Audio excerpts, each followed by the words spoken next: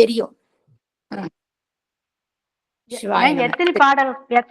சரி, இப்ப ரெக்கார்ட் போட்டாச்சு. சிவா. தென்னாடுடைய சிவனே போற்றி, எந்நாட்டவர்க்கும் இறைவா போற்றி, காவாய் கனகத்திரளே போற்றி, கைலை மலையானே போற்றி போற்றி, அருள்மிகு உண்ணாமலை சமேத அண்ணாமலையார் திருவடிகள் போற்றி போற்றி, திருத்தணி முருகப்பெருமான் மலரடிகள் போற்றி போற்றி, அருள்மிகு சிவகாமி அம்பாள் சமேத அருள்ஜோதிநாதனே திருவடிகள் போற்றி போற்றி, அனைத்து அடியார்களுக்கும் திருவடி வணக்கம். குருவாழ்க, குருவே துணை. தெளிவு குருவின் திருமேனி காண்டல், தெளிவு குருவின் திருநாமம் செப்பல், தெளிவு குருவின் திருவார்த்தை கேட்டல், தெளிவு குரு ஒரு சிந்தித்தல் தானே, தெளிவு குரு ஒரு சிந்தித்தல் தானே. திருச்சிற்றம்பலம். ஐயா வாருங்கள் ஐயா. நீங்களே 4 துதிப்பாடி விநாயகர் துதிப்பாடி நீங்க ஆரம்பிக்கலாங்க ஐயா. வாருங்கள் ஐயா. சிவாய நம. திருச்சிற்றம்பலம். நம பார்வதிபதே. ஹரஹர மகாதேவா. தென்னாடுடைய சிவனை போற்றி, எந்நாட்டவர்க்கும் இறைவா போற்றி, காவாய் கனகத் திரளே போற்றி, கைலை மலையானே போற்றி போற்றி. 5 கரத்தனை யானை முகத்தனை, இந்தி நிலம்பிரை போடும் எயிற்றனை, நந்தி மகந்தனை ஞான கொழுந்தினை, புந்தியில் வைத்தடி போற்றுகின்றேனே. பூலியர்கோன் வெப்போலித்த புகழியர்கோன் கலல் போற்றி, ஆலிமிசை கல்மிதப்பில் அணைந்த பிரான் அடி போற்றி, வாலி திரு நாவனோன் வன் தொண்டர் பதம் போற்றி, ஊலிமலி திருவாத ஊரல் திரு தாள் போற்றி, காதார் குளையாட பைம்பூன் களநாட கொதை குழல்லாட வண்டின் குளாமாட, சித புனல்லாடி சிற்றம்பலம் பாடி, வேத பொருள் பாடி அப்பொருளாமா பாடி, சோதி திறம் பாடி சூழ் கொன்றை தார்பாடி, ஆதி திறம் பாடி அந்த மாமா பாடி, வேதித்து நம்மை வளர்த்தெடுத்த பெய்வளைதன் பதத்திறம் பாடி ஆடேலோர் எம்பாவாய்.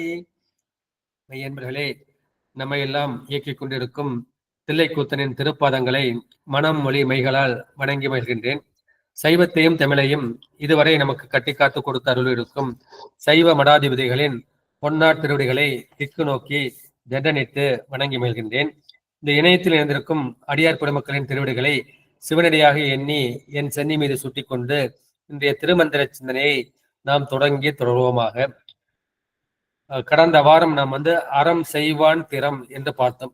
இது நம்முடைய திருமல நாயனார் 2 வகையாக கொடுத்திருக்கின்றார். ஒன்று உடன்பாட்டு முறை, அறம் செய்வதால் என்னென்ன நன்மைகள் ஏற்படும் என்பதை அறம் செய்வான் திறன் என்று அந்த தலைப்பில் பார்த்தோம்.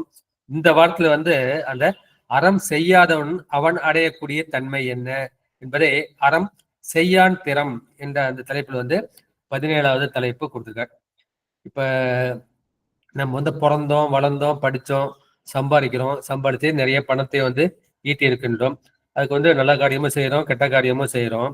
அது மாதிரி இறைவன் எல்லாமே இறைவன் கொடுத்ததுதான். இந்த உடம்பு இறைவன் கொடுத்ததுதான், இந்த உலகம் இறைவன் கொடுத்ததுதான், இந்த உறவுகள் இறைவன் கொடுத்ததுதான், எல்லாமே இறைவன் கொடுத்ததுதான். எதுவுமே நம்முடையது அல்ல, எல்லாமே இறைவனுடையது. அவன்தான் உடையவன், நாம தான் அடிமைகள். எல்லா பொருளும் அவனுடைய உடைமைகள். ஏன்னா அந்த செல்வத்தை பெருமான் கொஞ்ச காலம் நம்மகிட்ட கொடுத்து வச்சிருக்கான். இப்ப இதை வச்சுக்கிட்டு உன்னால என்னென்ன நல்ல காரியம் செய்ய முடியுமோ அதை நீ செய்ப்பான்னுட்டு இறைவன் கொடுத்த அந்த செல்வத்தை அதை கொண்டு நம்ம அறம் செய்யணும். நான் அறம் செய்யவில்லை. அந்த அறம் செய்யாம நான் என்ன செய்றேன், இது நான் சம்பாதிச்சது, நான் ராப்பகலா கண்ணு முடிச்சு நான் சம்பாதிச்சது, நான் தான் கஷ்டப்பட்டு சம்பாதிச்சது அப்படின்னு சொல்லிட்டு அவனுக்கு கொடுக்கறதுக்கு மனசு வரவில்லை. இது சிவன் கொடுத்தது, இறைவன் கொடுத்தது. படிச்சது நீ தான், உன்னை படிக்க வச்சது யார், உனக்கு படிக்கக்கூடிய அறிவை கொடுத்தது யார், வேலை செஞ்சது நீ தான், அந்த வேலை செய்யக்கூடிய அந்த திறமையை உனக்கு கொடுத்தது யார், எல்லாம் சிவன் தான். நீ சாப்பாடு சாப்பிட்ற, இந்த சாப்பாட்டை செரிக்கிறது யாரு, நீ நான் செரிக்கிற. கழிவுகளை நீக்குவது யாரு? நீனா நீக்கிற கழிவுகள் நீ தானா வந்து பெருமான் தான் நீக்குகின்றான். இல்ல இந்த கழிவுகள்லாம் உடம்புலாம் தேங்கி போச்சுன்னா என்ன ஆகும்? எவ்வளவு வியாதிகள் வரும்? எல்லாம் வந்து சிவன் செயல் தான். இந்த செல்வம் வந்து சிவன் தந்தது என்று அவர்கள் அறியவில்லை. அந்த அறியதுனால அவளுக்கு வந்து கொடுக்கக்கூடிய அந்த மனசு வந்து வர முடியல. இல்ல போன பாட்டுல வந்து அவர் வந்து நேர்மறையா சொன்னாரு. இந்த பாட்டுல வந்து அவர் வந்து எதிர்மறையா வந்து சொன்னார். முதல் 10 பாட்டுல வந்து அவர் நேர்மறையாக கூறியதை இப்பொழுது எதிர்மறையாக சொல்லியிருக்கிறார் என்று சொல்லி முதல் பாடலுக்குள் செல்லாம்.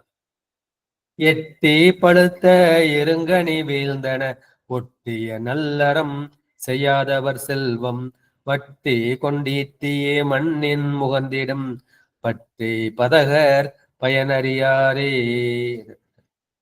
நீ வந்து அறம் செய்யலையா?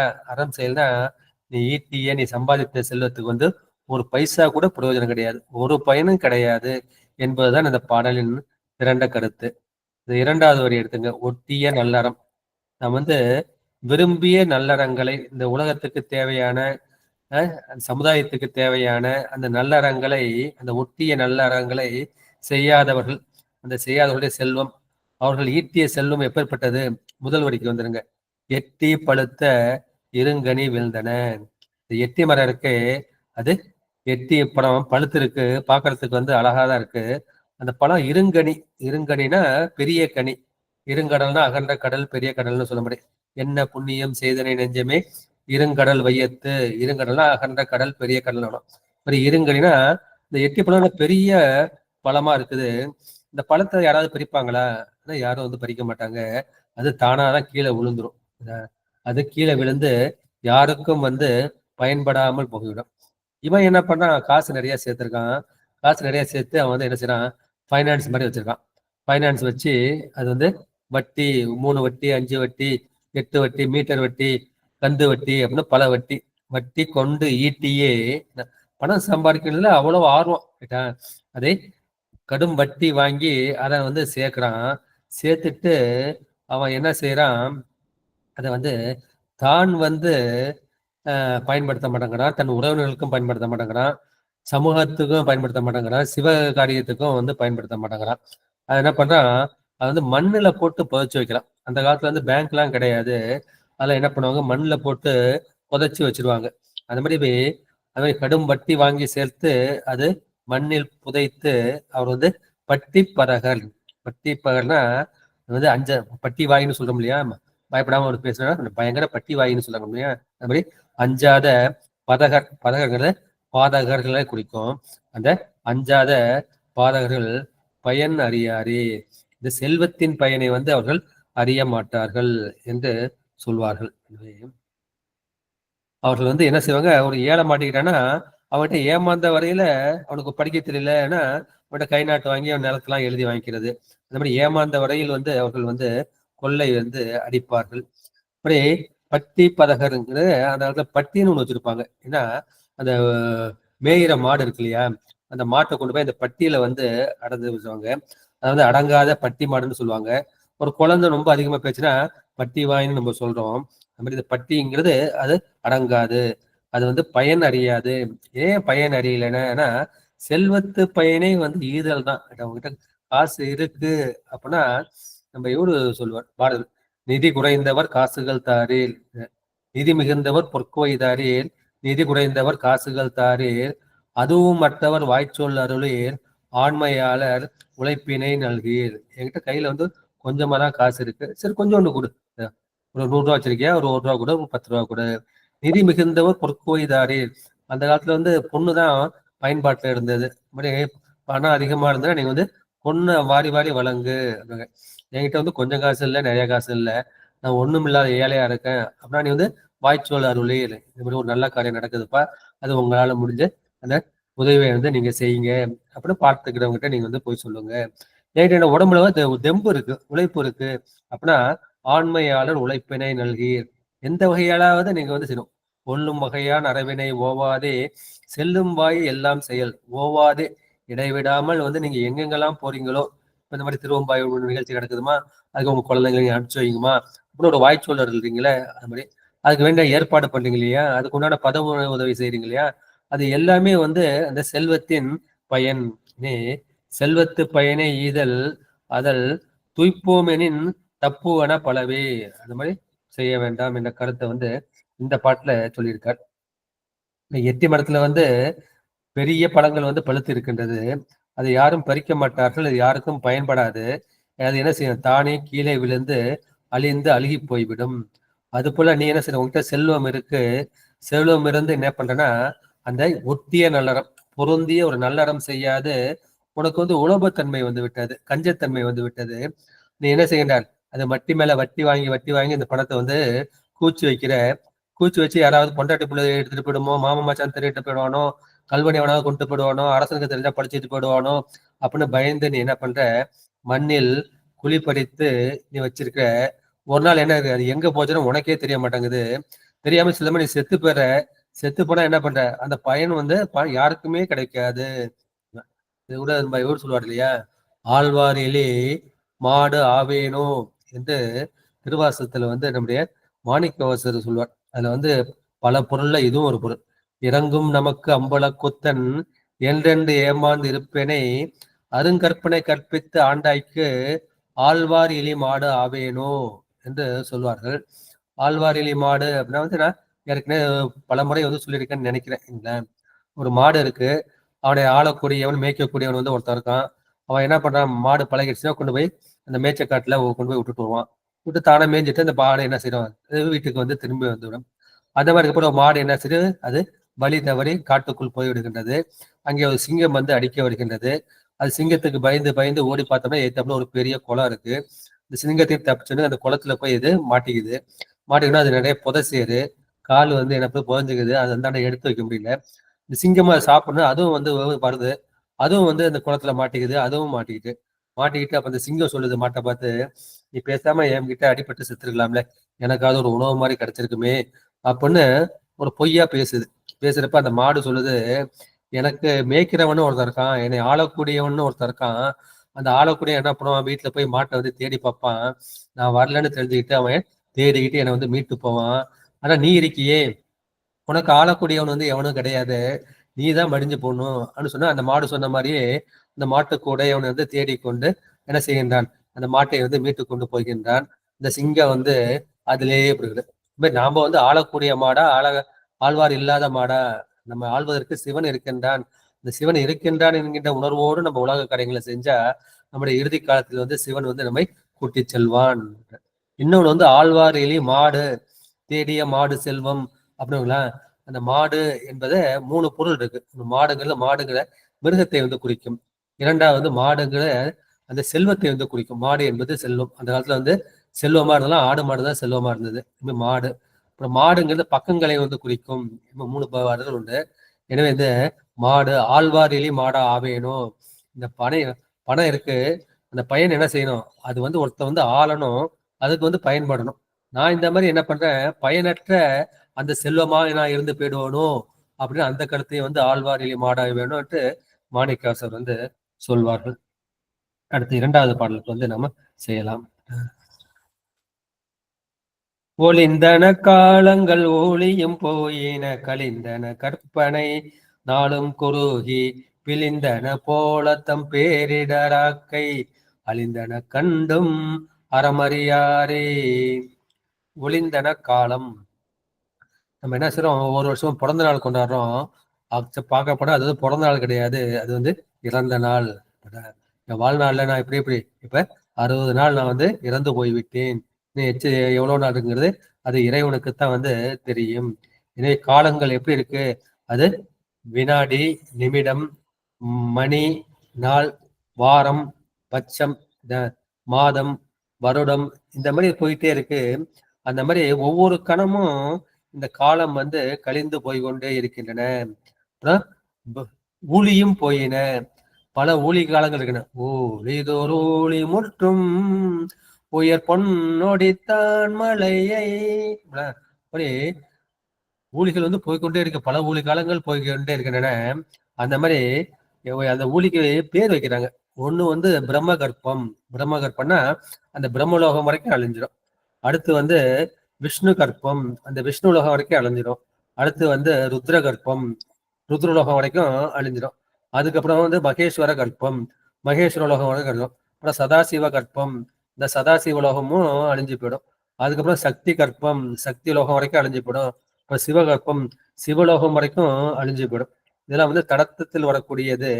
அது மாதிரி பிரம்மகற்பம் முதலியான பல ஊழிகள் அது வந்து கழிந்து போய்விடுகின்றன. ஊழியும் போயின, கலிந்தன கற்பனை நாளும் குறுகி.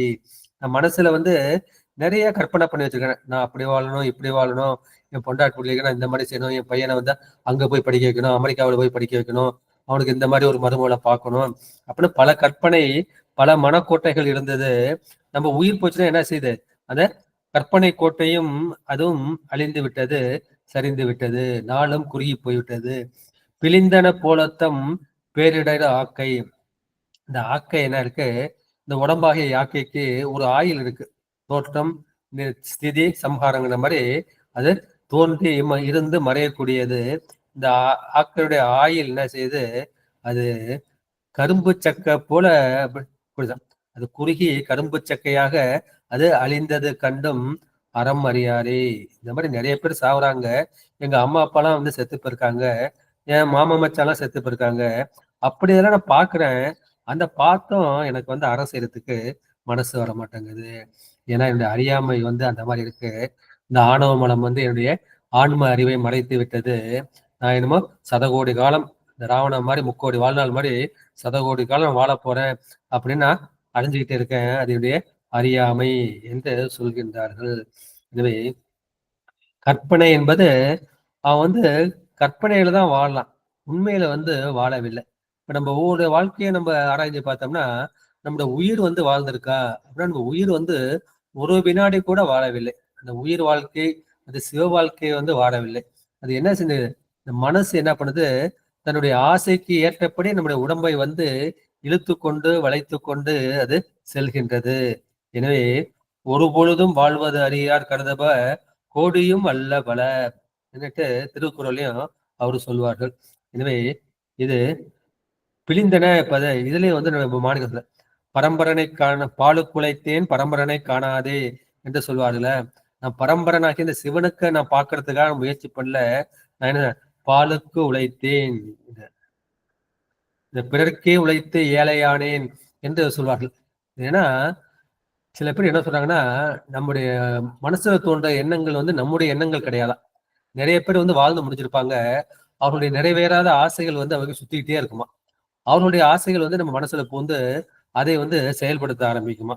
அதுபோல நம்முடைய வாழ்க்கை வந்து பிறர்க்கே உழைத்து ஏழையானேன், பாலுக்கு உழைத்து பரம்பரனை காணாமல் போனேன் என்று சொல்லிட்டு நான் அறம் செய்யவில்லையே, சிவ தர்மங்கள் வந்து செய்யவில்லையே, நல்ல சிவ தர்மத்தால், நல்ல சிவ யோகத்தால், நல்ல சிவ ஞானத்தால் நான் அழிய வல்லாதனால் அப்படின்னா என்ன சொல்றோம்?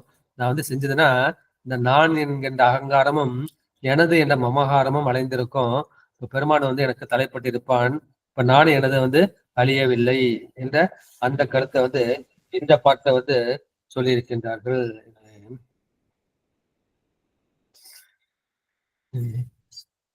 இந்த உலகத்துல வந்து பல உயிர்களை பார்க்கிறோம். ஆடு மாடுல இருந்து குருவில இருந்து எல்லாம் பார்க்கிறோம். அது எல்லாம் வாழும் காலம். ஒரு நாய் இருக்கா, ஒரு 13 வருஷம் 14 வருஷம் தான் வாழுது. ஒண்ணுக்கும் ஒரு காலம் இருக்கு. அது போல இந்த உலகத்துக்கும் ஒரு காலம் இருக்கு. இந்த உலகமும் வந்து ஊழி காலத்துல வந்து அழிஞ்சு போயிடும். அது மாதிரி பல ஊழி காலங்கள் இருக்கு. அது போல நான் வந்து பல எண்ணங்களை சேர்த்து வச்சிருக்கேன். அப்படி இருக்கணும், இப்படி இருக்கணும், பல எண்ணங்களை வைத்திருக்கின்றேன். அந்த எண்ணங்கள் வந்து கைகூடவில்லை. அது கனவு போல எனக்கு கழிந்து விட்டது. இந்த உடம்பு என்னாச்சு? இந்த உடம்பு வந்து அது பசி, பிணி, பகை இதனால வந்து துன்பம் அடையக்கூடிய இந்த உடம்பு, இதுவும் வந்து நரைதிரை மூப்போடு வரக்கூடிய அந்த அது இறுதி நாள் வந்து நெருங்க நெருங்க என்னாச்சு? அது சாறு பிழியப்பட்ட அந்த கரும்பின் சக்கை போல் ஆகிவிட்டது. அதன் உடம்பு வன்மை வந்து குறைந்து விட்டது, பலம் வந்து குறைந்து விட்டது. அப்பேற்பட்ட அந்த காலத்திலும் மக்கள் வந்து அந்த அறத்தை நினைக்க மறக்கிறார்கள், மறுக்கின்றார்கள் என்ற அந்த காலத்தை வந்து சொல்லியிருக்கின்றார்கள். இனிமே அறம் செய்ய விட்டால் நமக்கு வந்து அறியாமை வந்து மிகுதியாக இருக்கும் இந்த பாடலை சொல்லிவிட்டு அடுத்து 3வது பாடல். அறம் அறியார் அண்ணல் பாதம் நினையும் திறம் அறியார் சிவலோக நகர்க்கு புறம் அறியார் பலர் பொய்மொழி கேட்டு மரம் அறிவார் பகை மண்ணி நின்றாரே. இதுல வந்து என்ன கருத்து சொல்றாருன்னா 3 கருத்து தான் சொல்லலாம். வந்து அறம் செய்யல, அந்த அறம் செய்யாதவன் வந்து அறிவது எது, இரண்டாவது அறியாதது எது, அவன் அடைவது எது, இந்த 3 கருத்தை தான் வந்து இந்த பாட்டுல வந்து சொல்லியிருக்கின்றார்கள். இப்ப பதவுரைக்கு போலாம். அறம் அறியார் பண் அண்ணல் பாதம் நினையும். அறத்தை அறியாதவர்கள் என்ன பண்ண மாட்டாங்க, இந்த சிவனடியை வந்து நினைக்க மாட்டார்கள், சிவனடியை வந்து தியானிக்க மாட்டார்கள், அந்த சிவனடியின் திறத்தை வந்து அவர்கள் வந்து அறிய மாட்டார்கள். இரண்டாவது வந்து திறம் அறியார் சிவலோக நகர்க்கு. அவர்கள் அந்த சிவலோகம் இருக்கு, அந்த சிவலோகத்தை அப்படி எட்டி கூட அவனால பார்க்க முடியாது. சரிங்களா? அவன் ஏதாவது நல்ல பசு புண்ணியம் பஞ்சுன்னு இருந்தான் அப்படின்னா வந்து அவன் இந்திரலோகம் விஷ்ணு லோகம் அது வரைக்கும் போகலாம். அந்த ருத்ரலோகத்தோட வந்து எட்டி பார்க்க முடியாது. அந்த சிவலோகத்துக்கு புறம்பையும் அந்த புறத்தையும் அவர்கள் வந்து காண மாட்டார்கள். புறம் அறியார் பலர் பொய்மொழி கேட்டு. இப்ப நான் வந்து பேசுறேன்னா என் அனுபவத்துல இருந்து பேசுறேன்னா இல்ல, நான் வந்து யாரையும் எழுதி வச்ச முறையை வந்து நான் வந்து படிச்சுக்கிட்டு இருக்கேன். அப்ப நான் என்ன பண்றேன், என்னுடைய பசுபோத முனைப்பால் நான் பாரு எப்படி திருமணத்துக்கு எவ்வளவு அழகா உர சொல்றேன் அப்படின்னு பல பேர் பாராட்டினா என் மனசு குளிர்ந்து போகுது, உச்சி வந்து குளிர்ந்து போகுது. அப்படியா? அது பசுபோத முனைப்பால் பகருகின்ற அந்த பொய்மொழிகளை கேட்டு, புறம் அறியார் பல பொய்மொழி கேட்டு மரம் அறிவார் பகை மண்ணி நின்றாரே.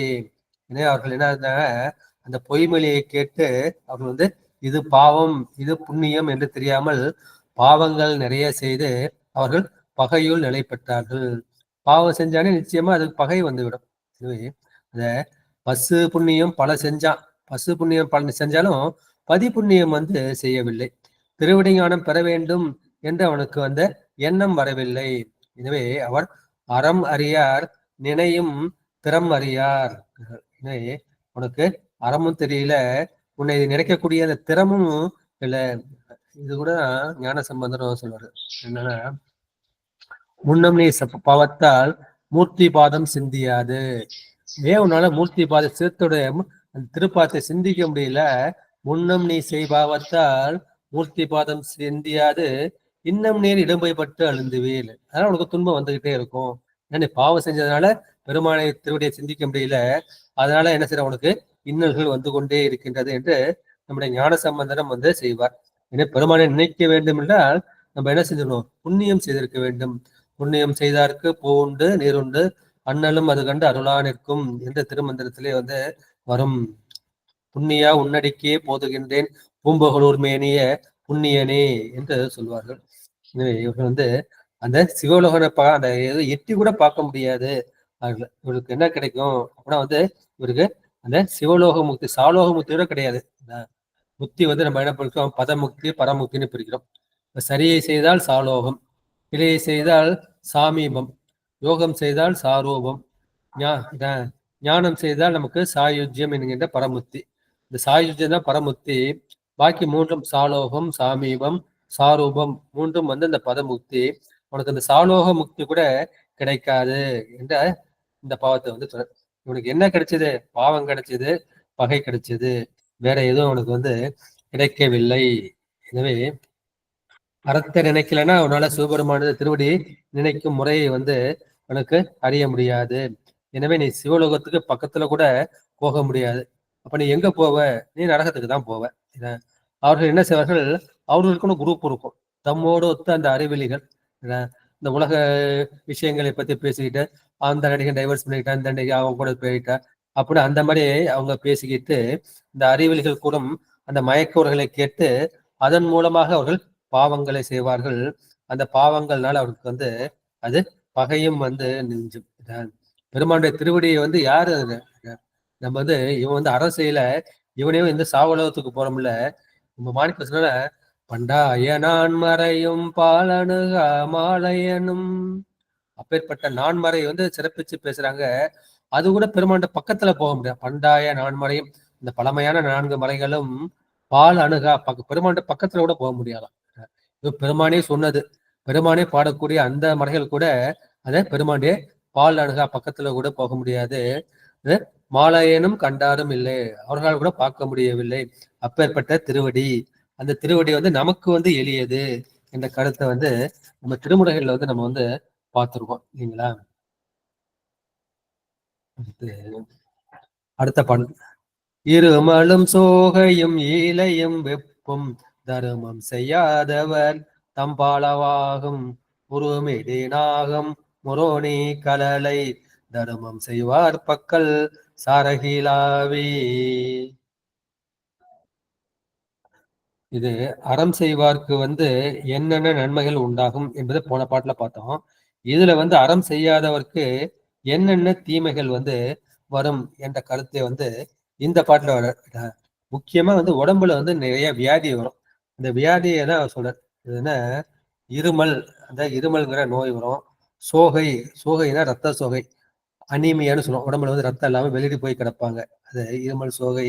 ஈலை, ஈலை என்பது அது சளி பிடிக்கிறது, அது காச நோய்னு சொல்லுவாங்க. டிபி அல்லது காச நோய் அல்லது செயரோகம், அந்த மாதிரி ஈலை. அப்புறம் வெப்பு, வெப்பு நோய் வெப்பத்தால் உண்டக்கூடிய அந்த துர நோய்கள். பாண்டியனுக்கு வெப்பு நோய் வந்தது இல்லையா, அந்த மாதிரி வெப்பு சுர நோய்கள் அது உண்டாகும். தர்மம் செய்யாதவர் தம் பாலவாகும்.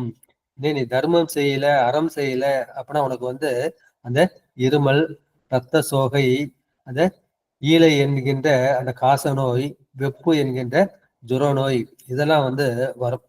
வேற என்ன வரும்? உறும் இடி நாகம் உரோணி கலலை தருமம் செய்வார் பக்கல் சாரகிலாவே. இல்ல உறும், உருமிடி, ஆனா அது என்ன செய்யற வர்றப்ப ஒரு உரிமையிட்டு வருது இல்லையா, சத்தம் போட்டுக்கிட்டு வருது இல்லையா, அந்த இடி, அந்த இடி இருக்குல்ல, அந்த உரிமை கொண்டு வரக்கூடிய அச்சத்தர தரக்கூடிய அந்த இடி, அது உரோணி. உரோணிங்கிறது ரோஹிணின்னு ஒரு நட்சத்திரம் இருக்கு இல்லையா, அந்த கிருஷ்ணன் கூட அந்த ரோஹிணி நட்சத்திரம் அவதாரம் பண்ணாரு.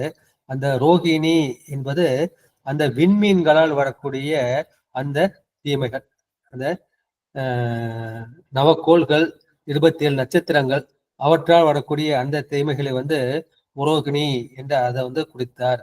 அப்புறம் கலலை, கலலைங்கிறது கட்டியை குறிக்கும். உடம்புல அங்கங்க கட்டிகள் வரும்.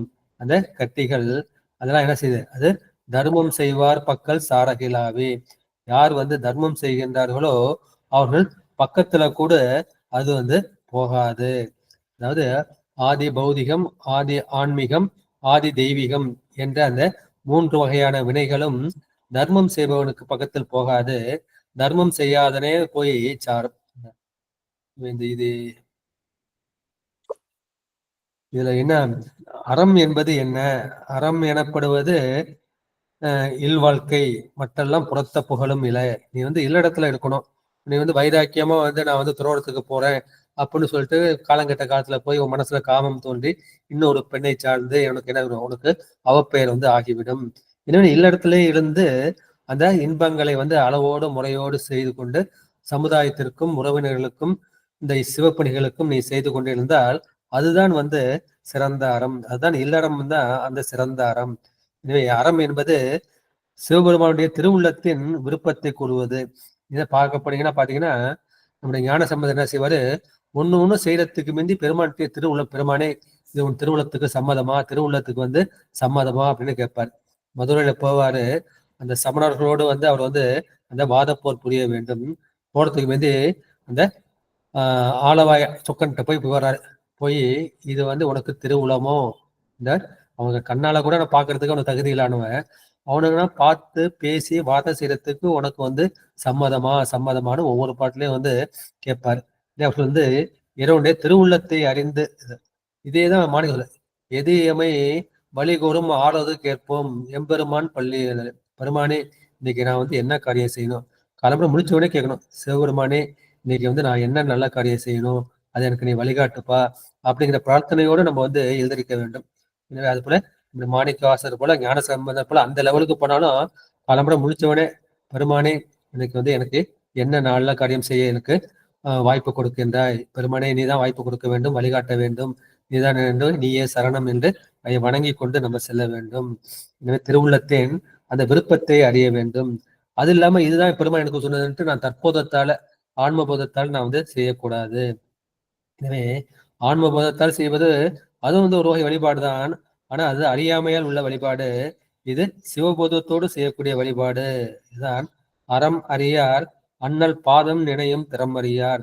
பெருமானுடைய திருவடியை கூட நினைக்கக்கூடிய அந்த தன்மை அவனுக்கு கிடையாது. அவன் வந்து மரம் செய்தால் பெருமாள் என்ன செய்வார்? அவருக்கு மரக்கருணை செய்வார். அறம் செய்தால் அவனுக்கு அறக்கருணையை செய்வார். இதைதான் நம்முடைய திருநாவுக்கரசரும் 4ஆம் திருமுறையில 38வது பதிகத்தில் சொல்வார். இறப்பவருக்கு ஈய வைத்தார், ஈபவருக்கு அருளும் வைத்தார், கரப்பவர் தங்களுக்கெல்லாம் கடு நரகங்கள் வைத்தார். ஒருத்த வந்து சாமி எனக்கு பசிக்குது ஏதாவது கொடுங்க அப்படின்னா உன் கையில எவ்வளவு இருக்கும்? 5 ரூபாயோ 10 ரூபாயோ. உன்னோட சாருமதி அம்மா சொன்னாங்கல்ல, ஒரு பிஸ்கட் பாக்கெட் வச்சிருப்பேன், காசு கேட்டாங்கன்னா கூட ஒரு 5 ரூபா காயின்னு சேர்த்து போடுவேன் அப்படிங்கிற. ஒருத்த வந்து உங்ககிட்ட ஈன்னு கேட்கறான். கேட்டப்ப அந்த காலத்துல சனாதன தர்மத்துல சொன்னா பாத்திரம் மருந்து பிச்சை எடு, நீ கொடுக்குற காசை கொடுத்துட்டு போய் அவன் என்ன பண்ண போறான்? தண்ணி போட போறான், பீடி சிகரெட் குடிக்க போறான் அப்படின்னா நீ கொடுக்காது அப்படின்ட்டு சொல்றாங்க. ஆனா இவங்க என்ன சொல்றாங்கன்னா, எப்ப வந்து ஒருத்தன் கையை நீட்டு கேட்கறானோ கேட்கிறப்ப நீ என்ன பண்ணிடு, அவனுக்கு அந்த நிமிஷமே நீ வந்து என்ன பண்ணு, இந்த அறத்தை வந்து செய்து விடு. இறப்பவருக்கு ஈய வைத்தார், ஈபவருக்கு அருளும் வைத்தார். நீ கொடுக்குறீல, கொடுக்கறதுக்கு வந்து சிவபெருமான் திருவுளை வந்து கொடுப்பார். உங்ககிட்ட கையில காசு இருக்கு, கையில காசு இல்லைன்னா ஐயா என்கிட்ட சில்லற காசு இல்லைங்கய்யா அப்படின்னு நம்ம சொல்றோம், ரொம்ப படைச்சு வைக்கிறோம். அந்த மாதிரி கரப்பவர் தங்கற்கெல்லாம் கடு நரகங்கள் வைத்தார் என்று அந்த ஐயாற்று திருப்பதிகத்துல வந்து பாடுவார். எனவே அருளாளர்களும் சரி ஆச்சாரியர்களும் சரி அவர்கள் வந்து என்ன செய்கிறார்கள்? இந்த அறத்தினை இந்த அளவுக்கு வந்து வலியுறுத்தி சொல்லி இருக்கின்றார்கள். எனவே இந்த அறநெறினா அது சிவநெறிக்கு இன்றியமையாத உறுப்பு. எப்படி நமக்கு வந்து சரியை கிரியை யோகம் ஞானம்னு 4 உறுப்புகள் இருக்கின்றதோ அதுபோல சிவநெறிக்கு இந்த அறநெறி வந்து ஒரு அடிப்படை. அறநெறி இல்லாமல் அது சிவநெறி வந்து இல்லை என்ற அந்த கருத்தை வந்து இந்த பாட்டுல சொல்லியிருக்கின்றார்கள். அடுத்து இது அரசியலியா உனக்கு வந்து பல வகை நோய்கள் வந்து ஏற்படும். நீ அறம் செஞ்சியா, அறம் செஞ்சினா உனக்கு வந்து அந்த ஆதிபம் மின்னல் இடி கூட உன் பக்கத்துல வந்து வராது என்று சொல்லியிருப்பார்கள். அதுக்கப்புறம்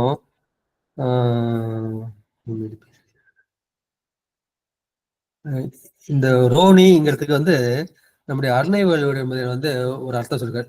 ரோனினா அது ரோஹிணி நட்சத்திரம்னு நான் சொன்னேன் இல்லையா, அவரு என்ன சொன்னாரு? ரோனினா ரோஹிணி, ரோகம்னா வந்து நோயை குறிக்கும். எனவே அந்த நோயை உடைய குறிக்கும், அந்த மாதிரி சொல்லுவாரு. இப்ப பார்த்தோம்னா யோகம் போகம் ரோகம்னு சொல்லுவோம். ஒரு வேளை உண்பான் யோகி. ஒருத்தன் வந்து யோகினா என்ன செய்வான்? ஒரு வேளை தான் சாப்பிடுவான், 2 வேளை வந்து சாப்பிட மாட்டான். 2 வேளை உண்பான் போகி. இந்த இல்லறத்துல இருக்கவங்க போகத்தை அனுபவிக்கணும், அவங்க 2 வேளை சாப்பிடுவாங்க. அது 30 உண்பான் ரோகி. ரோகினா வியாதி. 3 வேளை சாப்பிட்டாலே வியாதி வந்துடும்ட்டு அந்த காலத்திலேயே வந்து சொல்லியிருக்காங்க. இப்ப இந்த காலத்துல என்ன சொல்றாங்கன்னா இன்டர்மிட்டன்ட் ஃபாஸ்டிங் அப்படின்ட்டு 2 வேளை சாப்பிட்றத சிறப்பா சொல்றாங்க. நீங்க ஆதி காலத்துல பாத்தீங்கன்னா முதல் சாப்பாடு எப்படி இருக்குன்னா 10 மணில இருந்து 11 மணிக்குள்ள இருக்கும். அதே மாதிரி சாயந்தரம் சாப்பாடு எப்படி இருக்குன்னா அந்த சூரியன் வந்து மறையிற நேரத்துல. ஏன்னா அந்த காலத்துல வந்து எலக்ட்ரிசிட்டி கிடையாது, கரண்ட் கிடையாது. எனவே அந்த 6 மணிக்கு எல்லாம் சொல்லிட்டு பிள்ளைங்களுக்கு சாப்பாடு போட்டு அவங்களும் சாப்பிட்டுட்டு என்ன பண்ணுவாங்க, 7 ஏழைக்கெல்லாம் பிள்ளைங்களை படுக்க வச்சு ஏதாவது ராமாயணம் மகாபாரதம் அந்த மாதிரி ஏதாவது நல்ல நீதிநெறி கதைகள்லாம் வந்து சொல்லுவாங்க. இல்லை வந்து ஏறுமையில் ஏறி விளையாடும் முகம் ஒன்று, ஈஸ்வரோட ஞான முகம் பேசும் முகம் ஒன்று, அந்த மாதிரி பாட்டெல்லாம் வந்து சொல்லி கொடுப்பாங்க. அது மாதிரி நல்ல பாட்டெல்லாம் சொல்லி கொடுப்பாங்க. இப்ப நமக்கு கரண்ட் வந்தது அப்ப நம்ம தூங்க போற நேரமே பாத்தீங்கன்னா நிறைய பேர் பார்த்தா காலம்பரம் 3 மணிக்கு தான் தூங்குறாங்க. 3 மணிக்கு வந்து பிரம்ம முகூர்த்தம். பிரம்ம முகூர்த்தம் வந்து ஆரம்பிக்குது. அதான் நல்ல நேரத்துல போய் தூங்கிட்டு 3 மணிக்கு தூங்கிட்டு காலம்பரம் 10 மணி 11 மணிக்கு வந்து முடிக்கிறான். இப்போ உடம்புல வியாதி வரதானே செய்யும். எனவே இது நம்ம அந்த உணவையும் உறக்கத்தையும் நம்ம கட்டுப்படுத்தினாலே நம்முடைய வாழ்க்கை வந்து செம்மையாக அமையும், உடல் நலமும் இது அமையும் என்ற கருத்தை சொல்லிவிட்டு அடுத்து 5வது திருப்பாடல். பரவப்படுவான் பரமனை ஏத்தீர், இரவலர் கீதலையாயினும் ஈர், கரகத்தால் நிரட்டி காவை வளர்க்கீர், நரகத்தில் நிற்றீரோ நாளெஞ்சி நீரே. நாள் எஞ்சி நீரே. உன் ஆயுசு என்ன நிறைய இருக்குன்னு நினைச்சிட்டு இருக்க. உனக்கு என்ன நாள் வந்து குறைஞ்சு போயிடுச்சுப்பா. நாள் வந்து வாழ்நாள் வந்து எஞ்சி விட்டது, குறைந்து விட்டது. இந்த வாழ்நாள் வந்து உனக்கு வாளாக வீணாக குறையப்பட்ட மக்களே, நாள் எஞ்சி நீரே. நீர் என்ன செய்ற? பரவப்படுவான் பரமனை ஏத்திரீர். இந்த சிவபெருமானை வந்து 33 கோடி தேவர்களும் 44,000 ரிஷிகளும் 14 கணங்களும் சித்தர்களும் வந்து போற்றி போற்றி பரவி கொண்டிருக்கின்றார்கள். அப்படி எல்லோரும் போற்றப்படுகின்ற அந்த சிவபெருமானை நீ வந்து ஏத்தவில்லை, நீ வந்து துதிக்கவில்லை, போற்றவில்லை. இரவலருக்கு ஈதலை ஆயினும் செய்யீர். எவனோ ஒருத்தன் வந்து ஐயோ சாமி எனக்கு பசிக்குது அப்படின்னு கை நீட்டான், அவனுக்கு நீ ஒரு பைசா கூட கோர மாட்டேங்கிற, நீ என்ன பெருமையை பேசுகிற, எச்சி கையால நான் காக்கையை கூட உதற மாட்டேன் அப்படி சொல்ல அந்த மாதிரி பேசுற. இறப்பவருக்கு நீ ஈதலும் செய்ய மாட்டேன் என்கின்றார். கரகத்தால் நீரட்டி காவை வளர்க்கிறீர். கரகம்னா இந்த காலத்துல கரகம் தலையில கரகம் வச்சுக்கிட்டு ஆடுவாங்க, அது வந்து குடகம் தான். இந்த குடத்தை தான் கரகம்னு சொல்றாங்க. அந்த குடத்துல நீர் மொண்டு காவை வளர்க்கீர். கோயில்ல வந்து நிறைய வந்து நந்தனவனம் இருக்கின்றது. அந்த சோலைகளுக்கு நீ குடத்தால் நீர் மோந்து அந்த சோலைகளை வளர்க்கவில்லை. சரி, கோயிலுக்கு வளர்க்கல, உன் பக்கத்துல உன் வீட்லயாவது வளர்த்தியா, உன் தெருவிலையாவது வளர்த்தியன்னா அதுவும் நீ வளர்க்கவில்லை. சமுதாயத்துக்கும் பயன்படவில்லை, சிவத்துக்கும் பயன்படவில்லை. அப்புறம் நரகத்தில் நிற்றீரோ. அப்ப நீ என்ன பண்ண போற? நீ இறந்த பின் நீ எங்க நிக்க போற? அந்த நரகத்தில் தான் நீ நீங்காது இருக்க போகின்றாய் என்று சொன்னார்கள். ஒன்றே செய்மின் ஒன்றும், நன்றே செய்மின் நன்றும் இன்றே செய்மின். நீ ஒண்ணு செஞ்சாலும் செய்து அது நல்லதும் செய்யாய் என்று அந்த கருத்தை வந்து இது சொல்ற. எனவே அந்த சோலைகள் வளர்ப்பது, மரங்களை வளர்ப்பது மிகப்பெரிய தர்மமாக சொல்லப்பட்டது. அந்த காலத்துல நீங்க பார்த்துக்கலாம், காடு வெட்டி நாடாக்கி அப்புறம் வந்து சோலை வளர்த்து மரம் வளர்த்து அதெல்லாம் பார்ப்போம். பாத்தீங்கன்னா இந்த ரோட்ல உள்ள எல்லா மரங்களும் அந்த முன்னோர்கள் வைத்ததுதான். அதுதான் நமக்கு வந்து என்ன செய்கின்றது, நமக்கு நிழலை தருகின்றது. ஏன்னா அந்த காலம் நடந்துதான் போவாங்க. பார்க்க போனீங்கன்னா நம்முடைய கண்ணகியும் கோவலனும் சரி, அவர்கள் வந்து பூம்பாடுல இருந்து மதுரை வரைக்கும் நடந்து போறாங்க. நடந்து போனது எல்லாமே இந்த காவிரி கரையை ஒட்டி அந்த பக்கம் இரு பக்கமும் வந்து அந்த மரங்கள் வந்து செழித்து வளர்ந்திருக்கும். மழையாலும் மற்றவர்கள் வளர்த்த அந்த நீரினாலும். எனவே நம்ம மரத்தை நீ வைக்கணும். சரி, நீ மரத்தை நீ வைக்கல, எவனோ ஒருத்தன் நல்லவன் வச்சிருக்கான், ஒரு புண்ணியவன் வச்சிருக்கான், அதுக்கு போய் கொஞ்சோண்டு ஒரு நீராவது நீ ஊற்று, அது வந்து கரகத்தால் நீரட்டி என்று அந்த கருத்தை வந்து இந்த சொல்றாரு. இதுதான் ஏற்கனவே சொன்ன மாதிரி கரப்பவர் தங்கர்களுக்கெல்லாம் கடு நரகங்கள் வைத்தார் என்று அப்பர் பெருமான் சொன்ன மாதிரி இவனுக்கு வந்து நரகம்தான் கிடைக்கும் என்ற அந்த கருத்தை வந்து சொல்லியிருக்கின்றார்கள். எனவே பரவப்படுவார் பரமனை ஏத்தார். இது எல்லாராலும் வணங்கத்தக்க அந்த சிவபரம்பொருளை நீ வந்து சிந்திக்கவில்லை, போற்றவில்லை, தியானிக்கவில்லை, பூஜை செய்யவில்லை. அப்புறம் இது கூட ஈயார்னா அந்த ஈயின் தலையளவாவது, நீ கொஞ்சோண்டு திணை அளவாவது எள் அளவாவது சொன்ன மாதிரி அந்த ஈயாருங்கிறதுக்கு ஈயின் தலையளவாவது நீ இறப்பவனுக்கு நீ ஈயவில்லை, கொடுக்கவில்லை. அடுத்து என்ன, நீ குடத்தால் நீர் முகந்து அந்த காவை வளர்க்கவில்லை, அந்த சோலைகளை வந்து நீ வளர்க்கவில்லை. அப்ப நீ என்ன செய்வார்? அப்ப நீங்க அருநரகிடை நீ ஆழ்ந்து கிடப்பீர் என்று சொல்கின்றார்கள். திணைத்திணை புவியினோர் தேனினை உண்ணாதே. திணைத்துணை அளவுங்கிறப்ப இந்த ஈயின் தலையாவது அந்த அளவுக்கு கூட நீ என்ன செய்யல, நீ வந்து தர்மம் செய்யவில்லை என்று அந்த கருத்தை வந்து சொல்லி இருக்கின்றார்கள். அப்புறம் இது வந்து நாள் என்ஜினியரே அப்படின்ட்டு சில பதிகங்கள் இருக்கு. இன்னொன்னு வந்து நன்னெஞ்சினீரே, நரகத்தில் நிட்டீரோ நன்னெஞ்சினீரே. ஏன் அதை போய் நன்னெஞ்சினீரே அப்படின்னா அதுக்கு ஒரு உதாரணம் என்ன சொல்றாருன்னா, பாம்பை வந்து நல்ல பாம்புன்னு சொல்றோம், நல்ல பாம்பு அதான் விஷம் வந்து ஜாஸ்தி உள்ள பாம்பு, அது போல நன்னெஞ்சினர் அப்படின்னு ஒரு இழிவு சிறப்பாக சொல்லுகின்றார். அந்த அவன் நரகத்துக்குத்தான் அவன் மேலாக போவான் என்ற கருத்தை வந்து இந்த பாட்டுல வந்து சொல்லியிருக்காரு. நீரட்டி காவை, பெருமான் வந்து பல காவுகள் இருக்க. ஒண்ணு வந்து திரு ஆனைக்கா அங்க இருக்கார், திரு கோடிக்கா, திரு நெல்லிக்கா, இந்த மாதிரி பல காவில் வந்து பெருமான் இருக்கின்றார். எனவே அப்பேற்பட்ட காவை அந்த கோவிலையும் நீங்கள் வளர்க்க வேண்டும் என்ற கருத்தை சொல்வதாக ஏற்றுக்கொண்டு அடுத்த 6வது பாடலுக்கு செல்ல. வழி நடப்பார் என்று வானோர் உலகம் களி நடப்பார் கடந்தார் கரும்பாரும் மலி நடக்கும் வினை மாசர ஓட்டி ஒளி நடக்கும் வினை ஓங்கி நின்றாரே. வழி நடப்பார் இன்றி, வழி என்ன வழி? அறவழியிலே நீ வந்து நடக்கவில்லை, நடப்பாராயின்றி வானோர் உலகம், நமக்கு மேலுள்ள அந்த சொர்க்க லோகம், அந்த சொர்க்க இன்பம் களி நடப்பார். நீ அறவழியில நடக்கல, ஆனா நீ சொர்க்கத்துக்கு போற, அதுக்கு என்ன செய்யலாம், அது களி நடப்பார். அந்த சொர்க்க இன்பம் உன்னை களியே போயிடும், உன்னை விட்டு கழிந்து விடும்.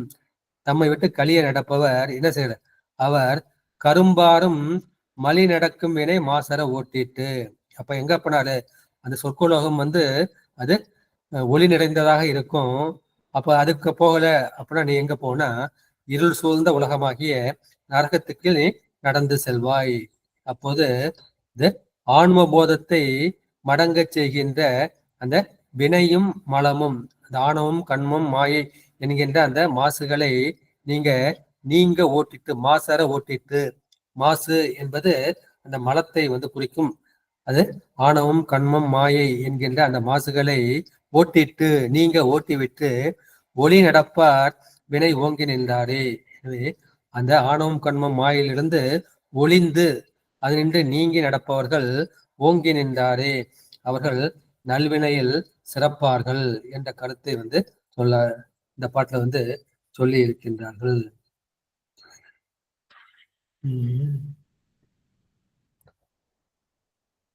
நீ உலகத்துல நல்ல வழியில் நடந்துன்னு வச்சுக்க, உனக்கு மேல் உலகம் கிடைக்கும். நீ நல்ல வழி நடக்கல அப்படின்னா உனக்கு தீய லோகம்தான் கிடைக்கும். எனவே உனக்கு என்ன செய்யணும், அந்த மேல் உலகத்தை தாண்டி சிவலோகத்துக்கு போகணும், அந்த ஞான லோகத்துக்கு போகணும். அதுக்கு போனா அது எல்லோரும் போக முடியாது, அதை சில பேர் தான் போக முடியும். அதுக்கு என்ன செய்யணும், நீ மாசை நீக்க வேண்டும். அந்த கேடு நிகழ்வதற்கு காரணமான அந்த பாவத்தையும் அந்த பாவத்திற்கு மூலமான ஆணவம் கண்மம் மாயை என்ற அந்த மும்மலங்களையும் நீ நீங்கினால் நீ ஓங்கி நின்றாய். உன்னுடைய ஆன்மா ஓங்கி நின்று அந்த சிவலோகத்தை அடையும் என்ற கருத்தை இந்த பாட்டுகள். எனவே நீ ஞான நெறியில போன, சரியை கிரிய யோகத்துல போனீன்னா உனக்கு ஞானம் ஆட்டோமேட்டிக்கா கிடைக்கும். அப்போது நீ செய்யறது எல்லாம் அறமாக மாறிவிடும் என்று சொல்லணும். உன் மூலமா பாவம் நடந்தாலும் அது பல பேருக்கு புண்ணியமாக இருக்கும் என்ற அந்த கருத்தை நம்ம சித்தியர்லயும் நம்ம பார்த்திருக்கோம், பல திருமுறைகள்ல பார்த்திருக்கோம். இப்ப கோற்புலி நாயனார் அவர் என்ன பண்ணார், இந்த எல்லோரையும் வெட்டி கொள்கின்றார். ஏன்னா அது சிவனுக்குன்னு உரிய அந்த பாகத்தை நீங்கள் வெவித்து சாப்பிட்டு விட்டீர்கள் என்று சொன்னார். சொன்னா அந்த இடத்துல அந்த சொந்தக்காரவங்க அவங்க எல்லாம் மறுபடியும் உயிர் பிழைக்கின்றார்கள், அவர்களுக்கு சொற்குலோகம் கிடைக்கின்றது, இவருக்கு சிவலோகம் கிடைக்கின்றது. இன்னும் தன் செயலாக செய்யவில்லை, எல்லாம் சிவன் செயலாக செய்கின்றார்கள். சிவம்தான் அவர்களுக்குள்ளிருந்து அதை செயல்படுத்துகின்றது என்ற அந்த கருத்தை நாம் பார்க்கின்றோம். அடுத்து 220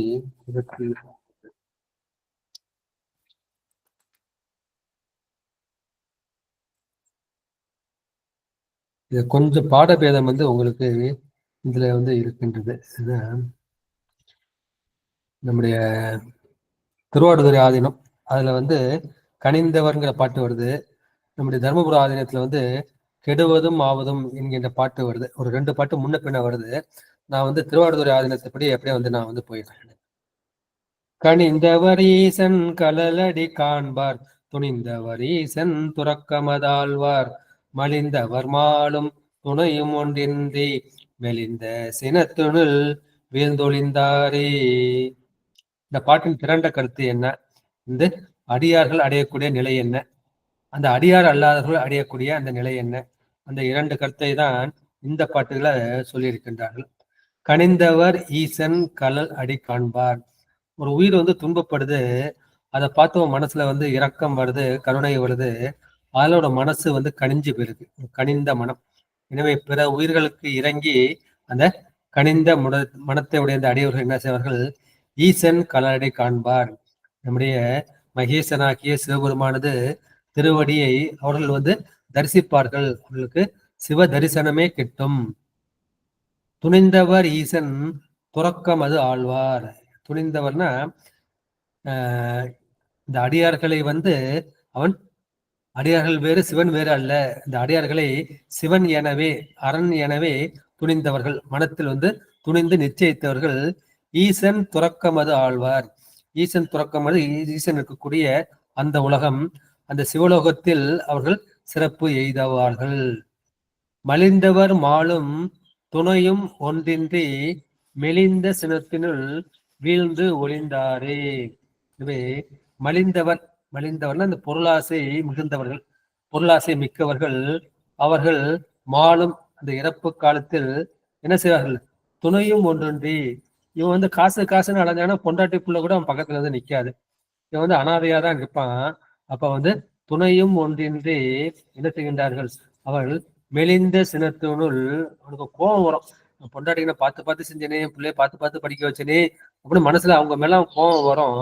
அது மாதிரி சினமிக்கு அவர்கள் வீழ்ந்து ஒளிந்தார்களே, அவர்கள் இந்த உலகத்தில் வீழ்ந்து ஒளிந்து அவர்கள் நரகத்துக்குள் போய்விடுவார்கள். கனிந்தவர் ஈசன் கலாடி காண்பார். உங்களுக்கு எல்லாருக்குமே நம்ம நாவுக்கரசர் பாருங்க ஞாபகம். நினைந்தொருகும் அடியாரை நைய வைத்தார், எல்லாமே தீவினைகள் நீங்க வைத்தார்னு பார்ப்போம் இல்லையா. நினைந்து உருகும் அடியாரை நைய வைத்தார். இந்த மனசு நஞ்சு போயிடுதான். அந்த மாதிரி துணிந்தவர்ங்கிறப்போ உங்களுக்கு இந்த 12ஆம் சூத்திரம் ஞாபகம் வரும்.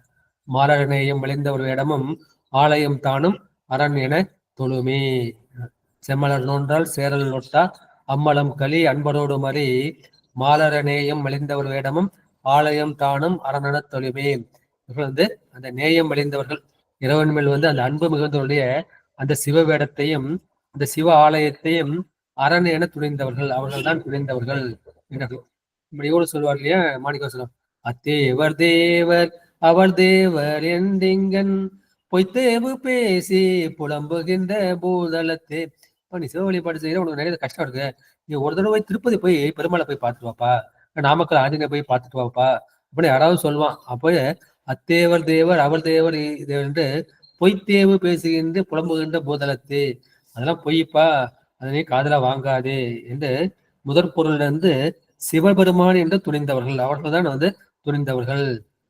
எனவே ஈசன் துறக்கம் என்பது சிவலோகம், அது வீட்டுலோகம் என்ற அந்த காரணத்தை இந்த பாட்டுல நம்ம பார்க்கின்றோம்.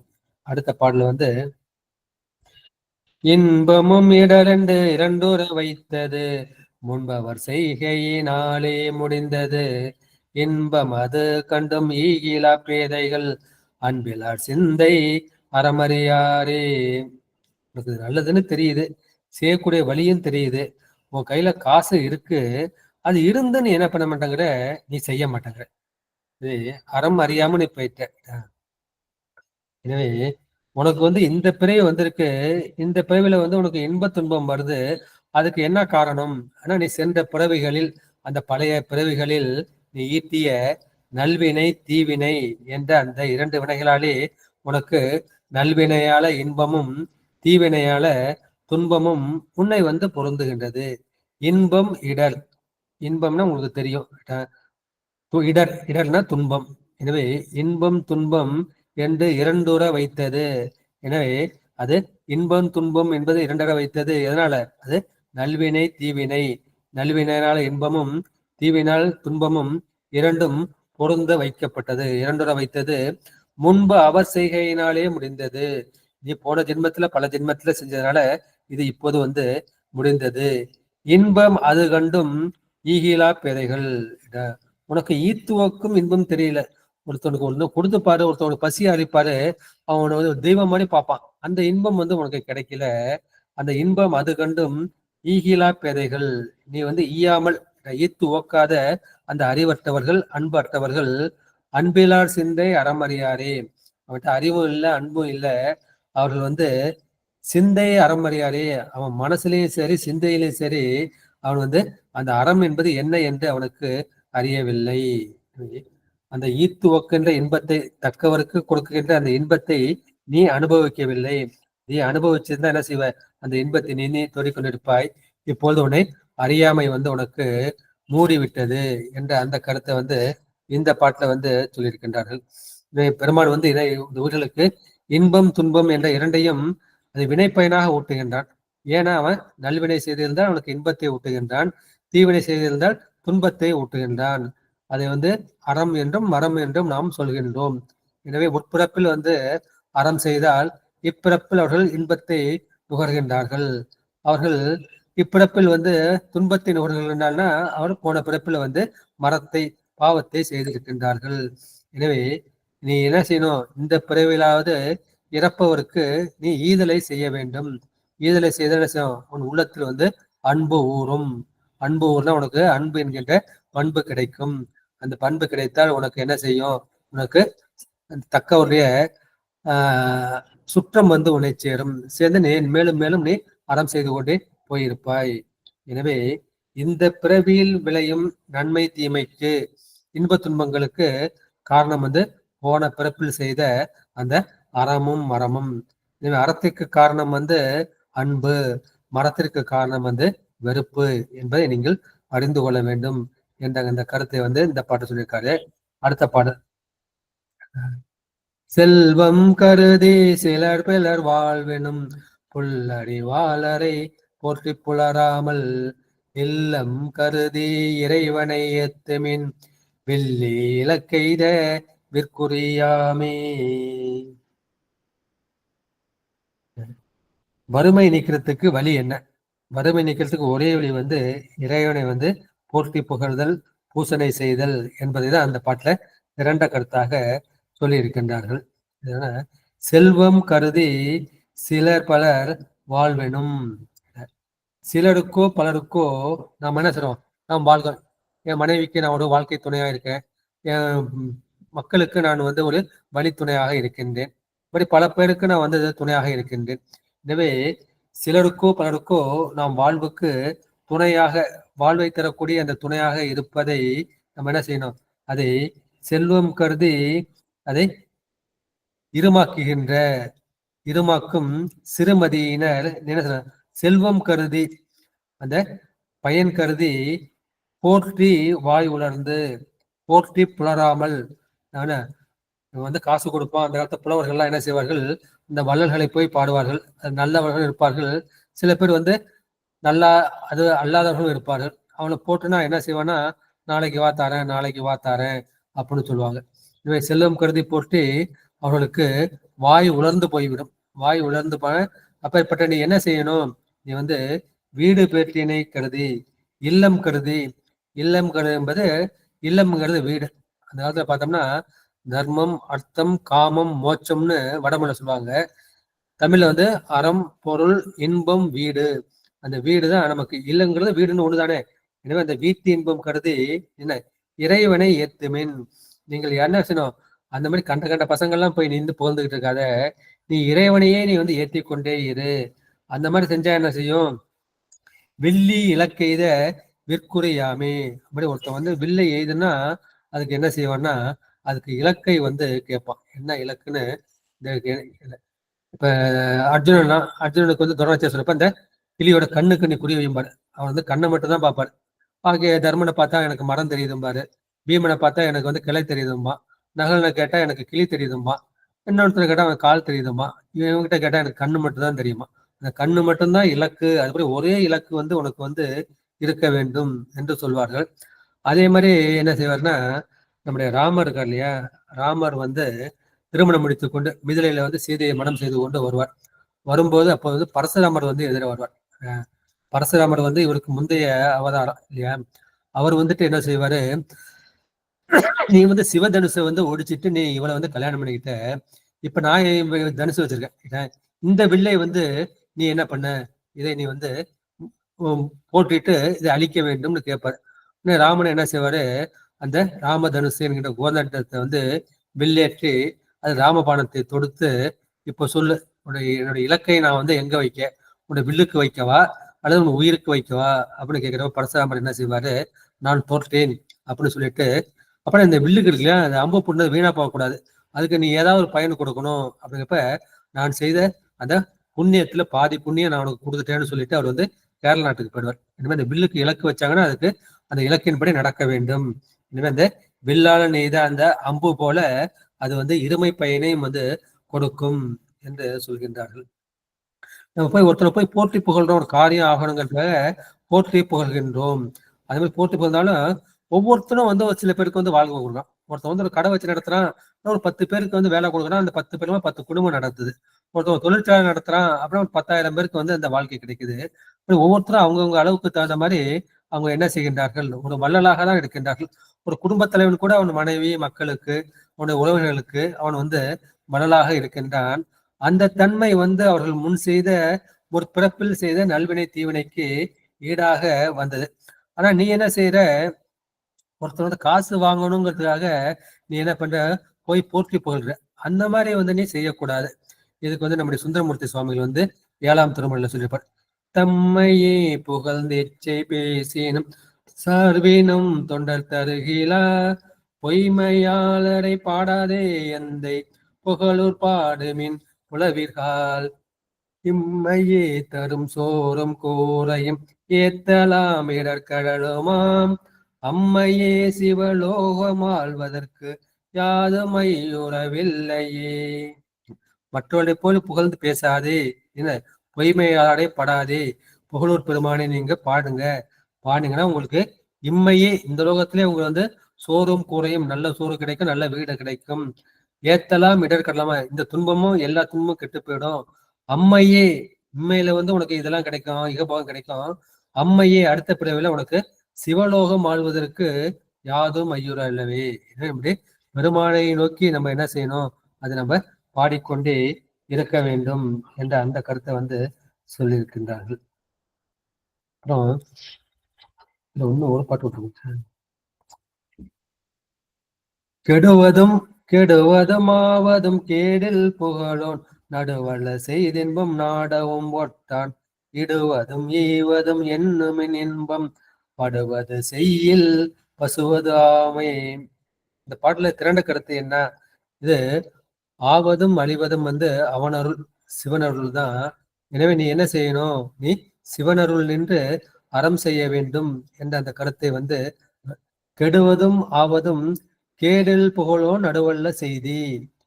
அழிவதும் ஆவதும் எது, அது பொருள் சேர் புகழுடைய அந்த மெய்மை சேர் புகழுடைய அந்த இறைவன் வழிதான் வந்து நடக்கும். அவனன்றே ஒரு அணுவும் அசையாது.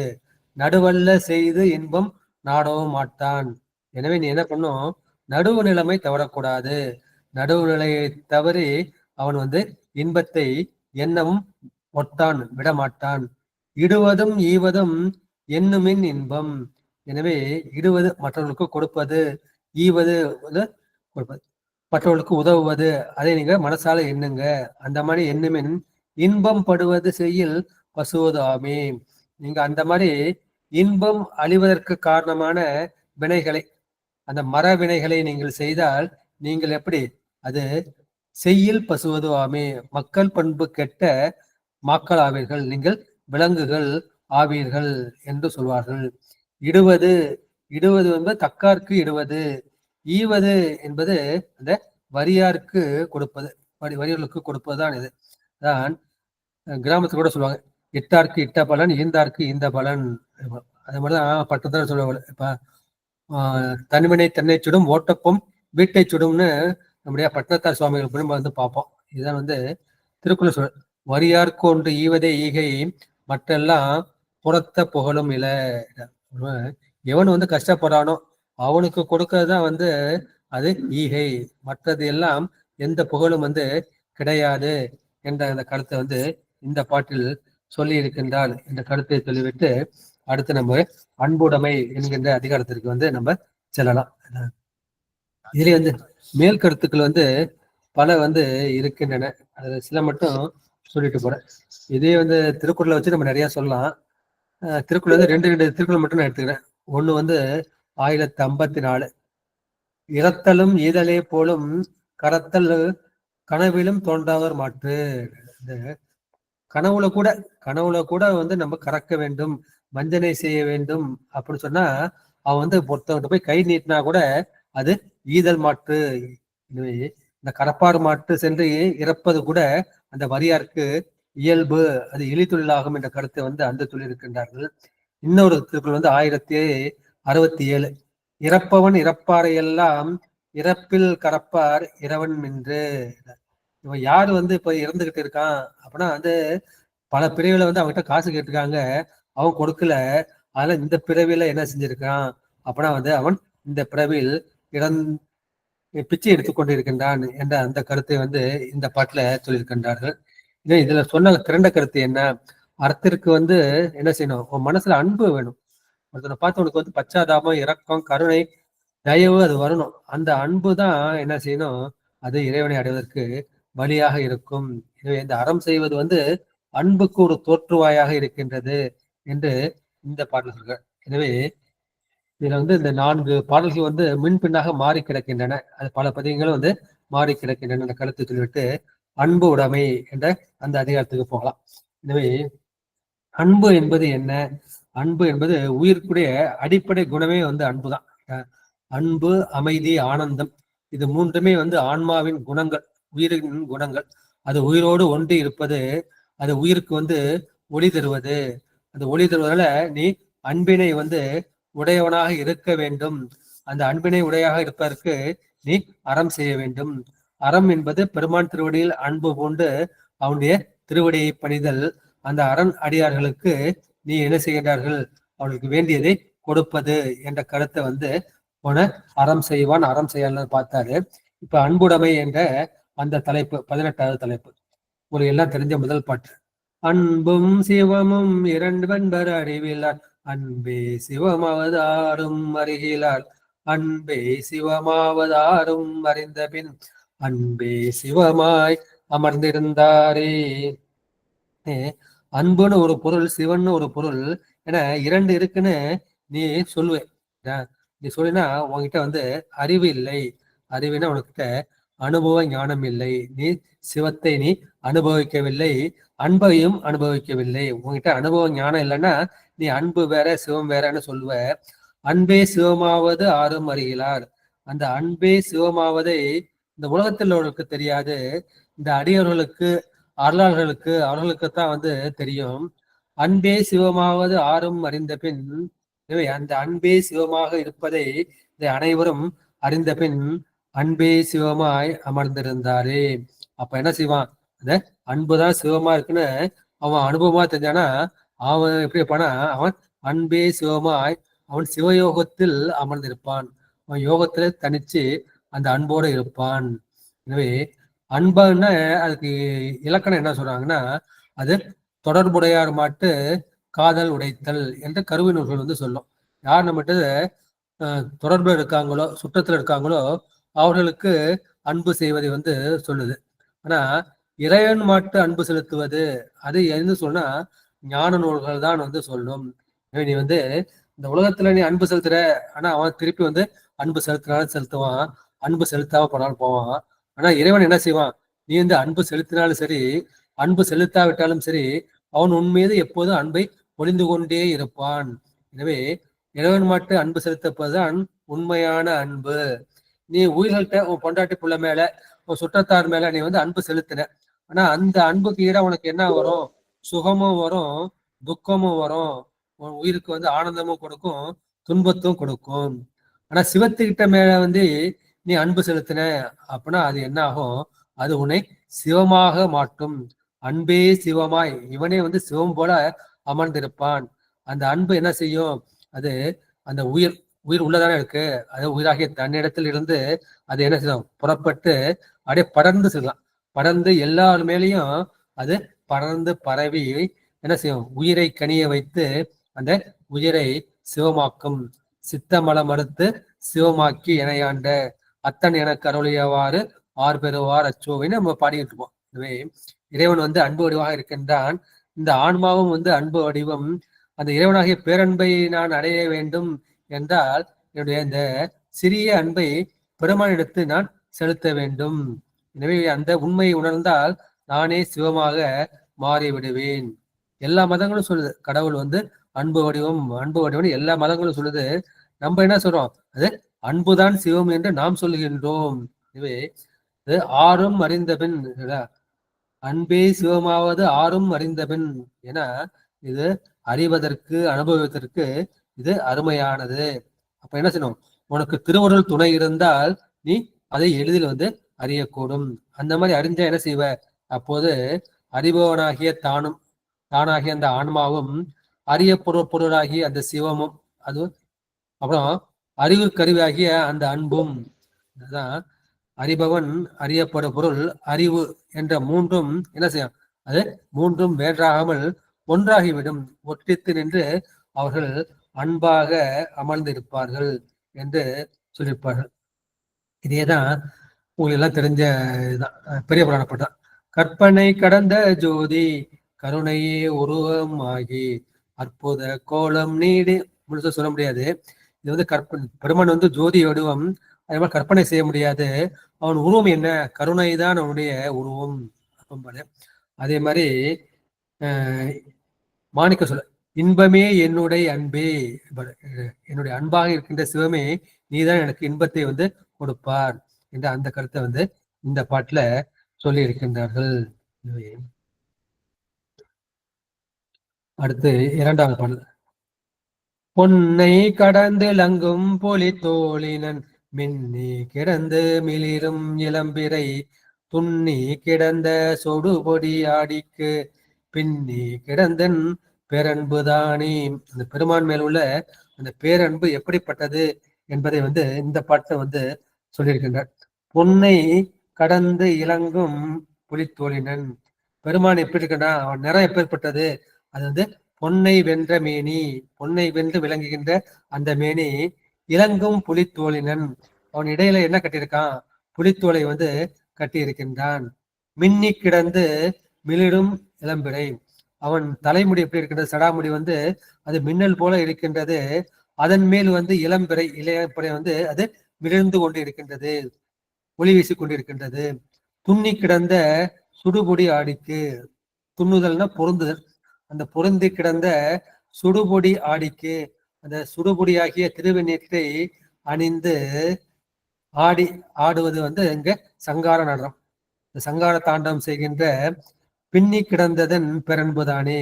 இந்த சங்கார தாண்டவம் ஆடும் ஞானமா நடராஜமூர்த்திக்கு என் மனம் என்ன கிடது, என் மனதில் உள்ள அன்பு வந்து அது பேரன்பு பின்னி கிடந்தது என்று சொல்கின்றார்கள்.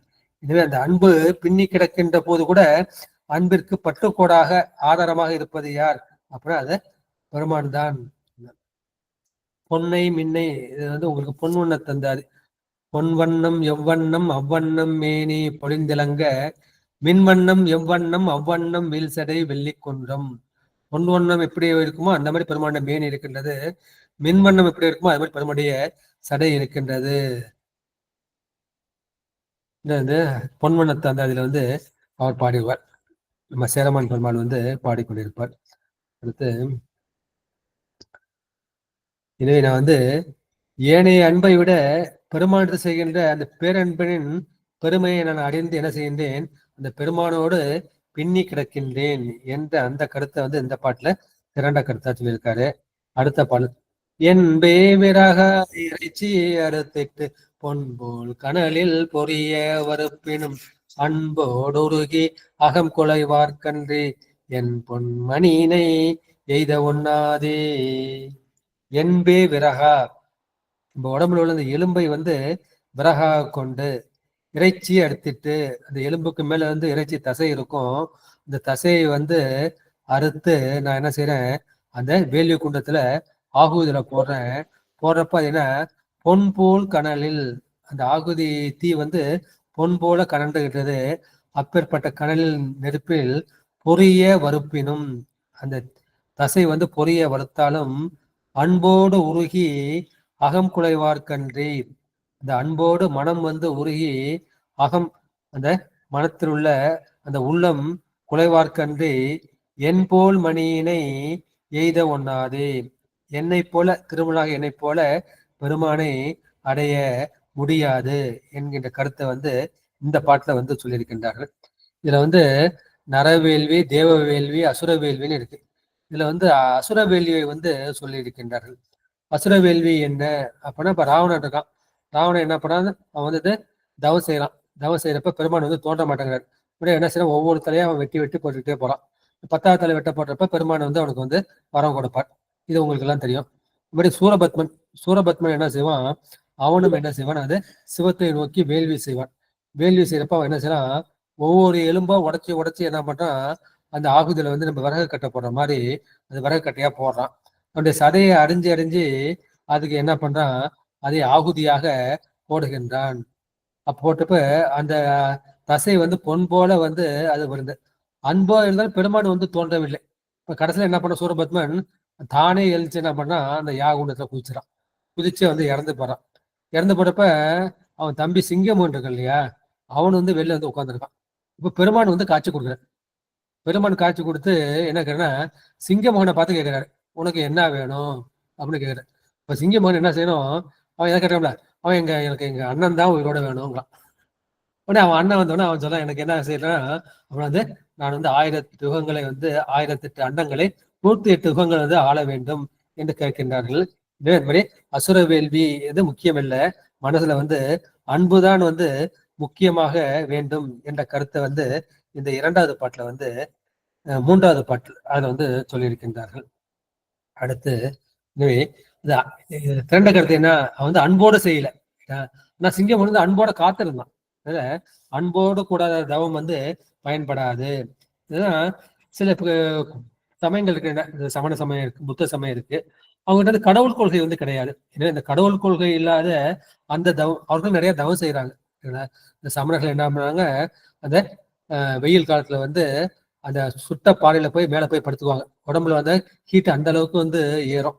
அது மாதிரி குளிர்காலத்துல போய் என்ன பண்ணுங்க, இந்த தண்ணிய புனல்ல பனியில போய் அந்த மாதிரி கிடப்பாங்க. உடம்பை போட்டு இப்படி வருத்திக்குவாங்க. இந்த வினயம் எல்லாம் பார்ப்பாங்க. அதெல்லாம் பயன்படாது, அன்போட நீ செய்ய வேண்டும் தான் இந்த 3வது பாட்டுல வந்து சொல்லி இருக்கின்றார்கள். ஆர்வம் உடையவர் காண்பவர் அறம் தன்னை, ஈரம் உடையவர் காண்பர் இணையடி, பாரம் உடையவர் காண்பார் பவந்தனை, கோர நெறி கொடு கொங்கு புக்காரே. ஆர்வம் உடையவர், அதாவது சிவபெருமான் மேல வந்து யாருக்கு மிகுதியான அன்பு உள்ளதோ, பேரன்பு உள்ளதோ, அவர்கள் வந்து இறைவனை காண்பார்கள். ஈரம் உடையவர் காண்பார் இணையடி, மனசுல வந்து ஈரம் இருக்கணும். மனசுல இரக்கமே இல்லையா, நெஞ்சில ஈரம் இல்லையான்னு நம்ம கேட்கல இல்லையா. அந்த மனசுல வந்து அந்த ஈரம் என்கின்ற அந்த அன்பு இருப்பவர்கள் காண்பார் இணையடி. அந்த சிவபெருமானின் வலது பக்க ஞான திருவடையும் இடது பக்க கிரியை திருவடையும், சிவனுடைய திருவடியும் அம்பாவுடைய திருவடியும் ஆகிய அந்த இணையடியை வந்து காண்பார்கள். இணையால் திருவடி என் தலை மேல் வைத்தலுமே, துணையான சுட்டங்கள் அத்தனையும் தொடர்ந்தொழிந்தேன். அந்த இணையடி, இந்த இணைந்த திருவடியை அவர்கள் காண்பார்கள். பாரம் உடையவர் காண்பவர் பவந்தனை, கோர நெடுகின்ற கொங்கு புக்காரே. எனவே மனத்தில் வந்து அந்த பாரம் உடையவர்கள், மனசுல வந்து அந்த ஆணவம் கண்மம் மாயை ஆகியவைப்பட்ட அந்த இருவினை சுமையை வந்து அவர்கள் சுமந்து கொண்டிருக்கிறார்கள். இந்த மனசுல வந்து எப்பயுமே பாரம் வந்து எழுந்திருக்குது. அந்த மாதிரி மனசுல பாரம் இருந்தானே சரி, அவர்கள் காண்பார் பவந்தனை, அவர்களுக்கு மறுபடியும் மறுபடியும் அந்த பிறவி, பவமாகி அந்த பிறவிதான் கிடைக்கும். இந்த பவசாகரம் பிறவி கடலா கோர நெறி கொடு கொங்கு புக்காரே. எனவே ரொம்ப கோரமான நெறி, இப்ப சூரபத்மன் செஞ்சான் இல்லையா, அந்த மாதிரிலாம் அவன் என்ன செய்வான், கொங்கு புக்காரே, அவர்கள் வந்து காட்டுக்குள் புகுவார்கள் என்ற கருத்தை வந்து இந்த பாட்டுல சொல்லி இருக்கின்றார்கள். எனவே ஆர்வம்னா இந்த பொருளை பெற்றாலன்றே நான் வந்து உயிர் வாழ மாட்டேன் என்ற அந்த உண்மையான உறுதியான அன்பு படைத்தவர்கள், அவர்கள் என்ன செய்வார்கள், அந்த ஆர்வமே சிவபெருமானை அடைவதற்கு அரணாக இருப்பதை அறிந்து அதை அனுபவிப்பார்கள் என்று அது. இவர்கள் என்னன்னா பல பிறவிகள் வந்து வினையை சேர்த்து வச்சிருக்காங்க. அந்த வினை வந்து மனசுல வந்து பாரமா இருக்கு. மனசுல பாரம் இருந்தா மறுபடியும் பிறவி எடுத்துக்கிறார்கள். கோர நெறினா அஞ்சத்தக்க கூடிய நெறி, அதை என்ன சொல்வார்கள், அவர்கள் காட்டுக்கு போவார்கள் என்று அந்த கருத்தை வந்து இந்த பாட்டுல சொல்லி இருக்கின்றார்கள். அடுத்து 5வது பாடல். என் நண்பொருக்கே இறைவனை ஏத்துமின், முன் நண்பொருக்கே முதல்வனை நாடுமின், பெண் நண்பொருக்கே பெருந்தகை நந்தியும், தன் நண்பனக்கே தலை நின்றவாறே. திரண்ட கருத்து என்ன, அன்பால் இல்லாமல் இறைவனை அடைய முடியாது. நீ வந்து இது வரைக்கும் பல சொல்லிட்டேன். அது சொல்லிட்டு நீங்க என்ன செய்யணும், ஆனா என் அன்பு உருக்கி இறைவனை ஏத்துமின், அன்பினால் மனத்தை உருக்கி அந்த இறைவனை நீங்கள் வழிபாடு செய்யுங்கள். முன் அன்புருக்கி முதல்வனை ஆமின். முன் அன்புனா முதன்மையான அன்பு, தலைமையான அன்பு. அந்த தலைமையான முதன்மையான அந்த பேரன்பினால் உருக்கி, இந்த உயிரை உருக்கி முதல்வனை, எல்லா உயிர்களுக்கும் முதல்வான அந்த சிவபெருமானை நீங்கள் நாடுமின், நீங்கள் நாடுங்கள், தேடுங்கள். பின் அன்புருக்கி பெருந்தகை அன்பும், பின் அன்புருக்கி, அப்போது உங்களுக்கு என்ன செய்யும், அந்த பெருந்தகுதி வந்துவிடும். பெருந்தகை அந்த பெருந்தகுதி வந்துவிடும். தன்னன்பெனக்கே தலை நின்றவாறே. பிறகு உனக்கு தகுதி வந்துருச்சு, பக்குவம் வந்துருச்சு, இருவினை ஒப்பு மலபரிபாகம் சத்தினிபாதம் வந்துருச்சு. அப்போது எங்கள் குருநாதன் பெருந்தகை நந்தியாக எங்கள் குருநாதன் என்ன, தன் அன்பு எனக்கே, தனது அன்பை கொண்டு என்னை வந்து கவனித்து தலை நின்றவாறே, எனது பெருங்குரலினால் எனக்கு தலைப்பட்டு வெளிப்பட்டு அவன் எனக்கு அருள் புரிவான், தீட்சை கொடுப்பான் முன் அன்பு என்பது அன்பு எப்படி இருக்கணும், அது வந்து தைலதாரை போல சொல்லுவாங்க. இப்ப நம்ம வந்து தண்ணி ஊத்துறோம், தண்ணி கடற்கரை ஊத்தும், அப்புறம் சொட்டு சொட்டா சொட்டிட்டு இருக்கோம். இதே மாதிரி எண்ணெயை ஊத்துறோம்னா என்ன செய்யும், அது தைலதாரை போல தொடர்ந்து இருக்கணும். அப்படி நம்ம அன்பும் வந்து அது மாதிரி தொடர்ந்து இருக்க வேண்டும் என்ற அந்த கருத்தை சொல்லிவிட்டு அடுத்தது பாடல். தானொரு காலம் சயம்பு என்று ஏத்தினும் வானொரு காலம் வழித்துணையாய் நிற்கும் தேனொரு பால் திகழ் கொன்றை அணி சிவன் தானொரு வண்ணம் என் அன்பில் நின்றானே. வந்து சிவபெருமன் வந்து அரிய சிவன், அவன் வந்து அந்த அன்புக்கு வந்து எளிமையாக இருக்கின்றான் என்பது திரண்ட கருத்து. தான் ஒரு காலம் சயம்பு என்று ஏத்தினும், அவன் தான் ஒரு பொருளாகவே அந்த இருக்கும் காலத்தில் ஈராய் முதல் ஒன்றாய் நம்ம பார்த்திருக்கோம். அப்போ ஈருருவாகி பார்த்திருக்கோம் இல்லையா. அவனே இந்த பேரொளி காலத்துல அவன் ஒருவன் மட்டும்தான் இருக்கிறான். ஊழி முதல்வனாய் நின்ற ஒருவனையே அப்படின்னு மாணிக்க வாசகர் சொல்வாரு. எனவே பேரொளி காலத்தில் மகா சங்கார காலத்தில் அவன் ஒருவனே, தான் ஒரு பொருளாக தானே தோன்றியவன் என்று ஏத்தினும் எல்லோராலும் ஏத்தப்படுவான் இருப்பான். அவன் அந்த வானும் ஒடுங்கும் சங்கார காலம், வானொரு காலம் வழித்துணையாய் நிற்கும். அந்த வானமும் ஒடுங்குகின்ற அந்த சர்வ சங்கார காலத்திற்கு பின் தோன்றுவதற்கு அவன் துணையாய் நிற்பது எது, அது அவனுடைய சக்தி. தேன் ஒருபால் திகழ் கொன்றை அணி சிவன், ஒரு பக்கம் தேன் ஒழுகுகின்ற கொன்றை மாலை அணிந்த சிவன் என்ன செய்தான், தான் ஒரு வண்ணம் என் அன்பில் நின்றானே, அவன் என் அன்பில் பிணைந்து நின்றான் என்று சொன்னார். தான் ஒரு காலம் சயம்புன்னு இருக்கு, அது வந்து சுயம்பு. சுயம்பு என்பதன் திரும்புதான் சுயம்பு மூர்த்தியாக இருப்பது, தானே தோன்றியது. எனவே அந்த வான் ஒரு காலம், அந்த விண் முதல் பூதம் கூட எல்லாமே நீங்குகின்ற பேரொளி காலம். அந்த காலத்துல வந்து பெருமான் வழித்துணையாக நிற்பான். தேன் திகழ் கொன்றை, கொன்றை மாலை அந்த சிவன் என்பது என்ன செய்றான், அவன் மற்ற பகுதியில உமையோடு கூடி மாதொரு பாகனாக அனுக்கிரக மூர்த்தியாக இருக்கின்றான். அப்போது அவன் படைப்பு தொழிலை ஆரம்பிக்கின்றான் என்ற கருத்தை வந்து இந்த பாட்டுல சொல்லியிருக்கின்றார்கள். அடுத்து முன் படைத்தின்பம் படைத்த முதலிடை அன்படைத்தெம் பெருமானை அறியிலார் வன் படைத்திந்த அகலிடம் வாழ்வினில் அன்படைத்த ஆண்டனர் அகலிடம் தானே. இறைவன் வந்து எவ்வளவு உபகாரம் செஞ்சிருக்கான், அதெல்லாம் நீ மறந்து போயிட்டியப்பா என்று சொல்லுகிறது இந்த பாடல். முன் படைத்து இன்பம், முன்பே வந்து ஆன்மாக்கள் உய்யும் பொருட்டு பெருமான் வந்து அவர்களை படைத்தான். படைத்து அவர்களுக்கு என்ன பண்றான், அவர்களுக்கென்று தனு கரண போன போகங்களை அவன் படைத்து கொடுத்திருக்கின்றான். அப்பேற்பட்ட எம் பெருமானை அறிகிறார், அன்படைத்த எம் பெருமானை அறிகிறார். தனு கரண போன போகங்களை படைத்து கொடுத்த அந்த பெருமான் எடுத்து அன்பை செலுத்த அறியாதவர்களாக இவர்கள் இருக்கின்றார்கள். வன் படைத்து இந்த அகலிடம் வாழ்வினில், இந்த வம்பான இந்த அகன்ற பூமியினில் வாழும் வாழ்வினிலே அன்படைத்து ஆண்டனர் அகலிடம் தானே.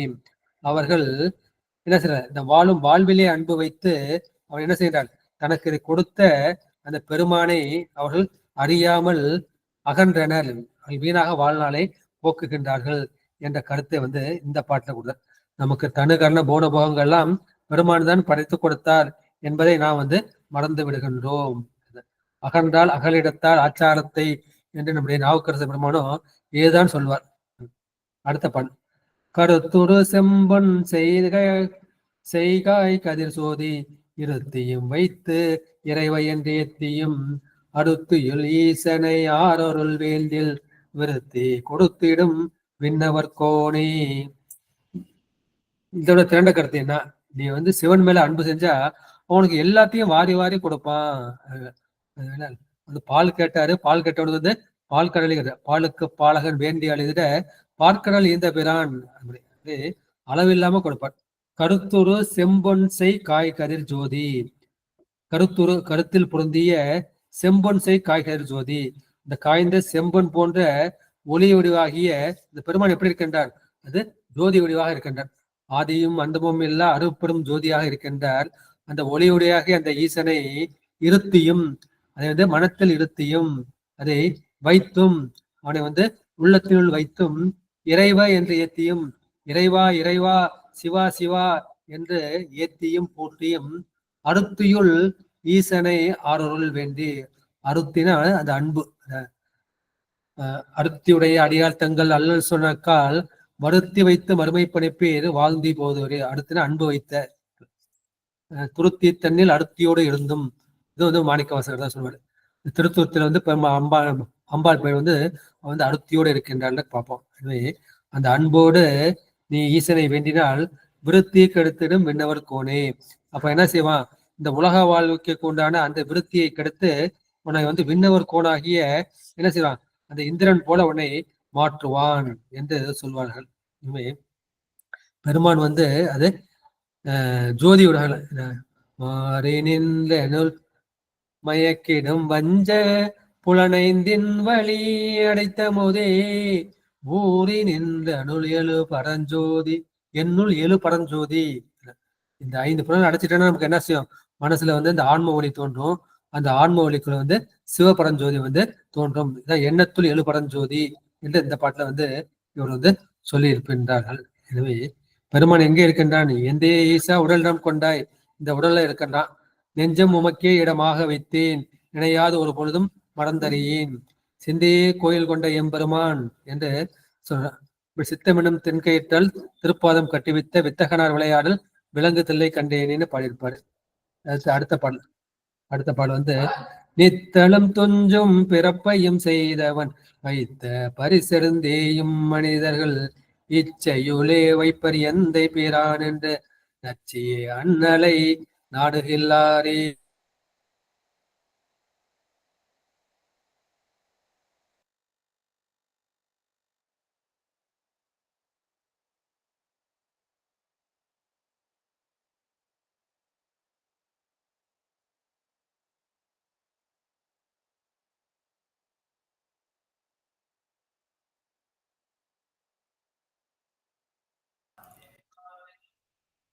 நித்தளம் நமக்கு வந்து நாள்தோறும் நாளும் துஞ்சும் பிறப்பையும், துஞ்சுதல்னா தூக்கத்தையும் குறிக்கும், இறப்பையும் வந்து குறிக்கும். துஞ்சலும் துஞ்சல் இல்லாத பொழுதும் நெஞ்சகம் நைந்து நினைமின் நாள்தோறும் பார்த்திருக்கோம் இல்லையா?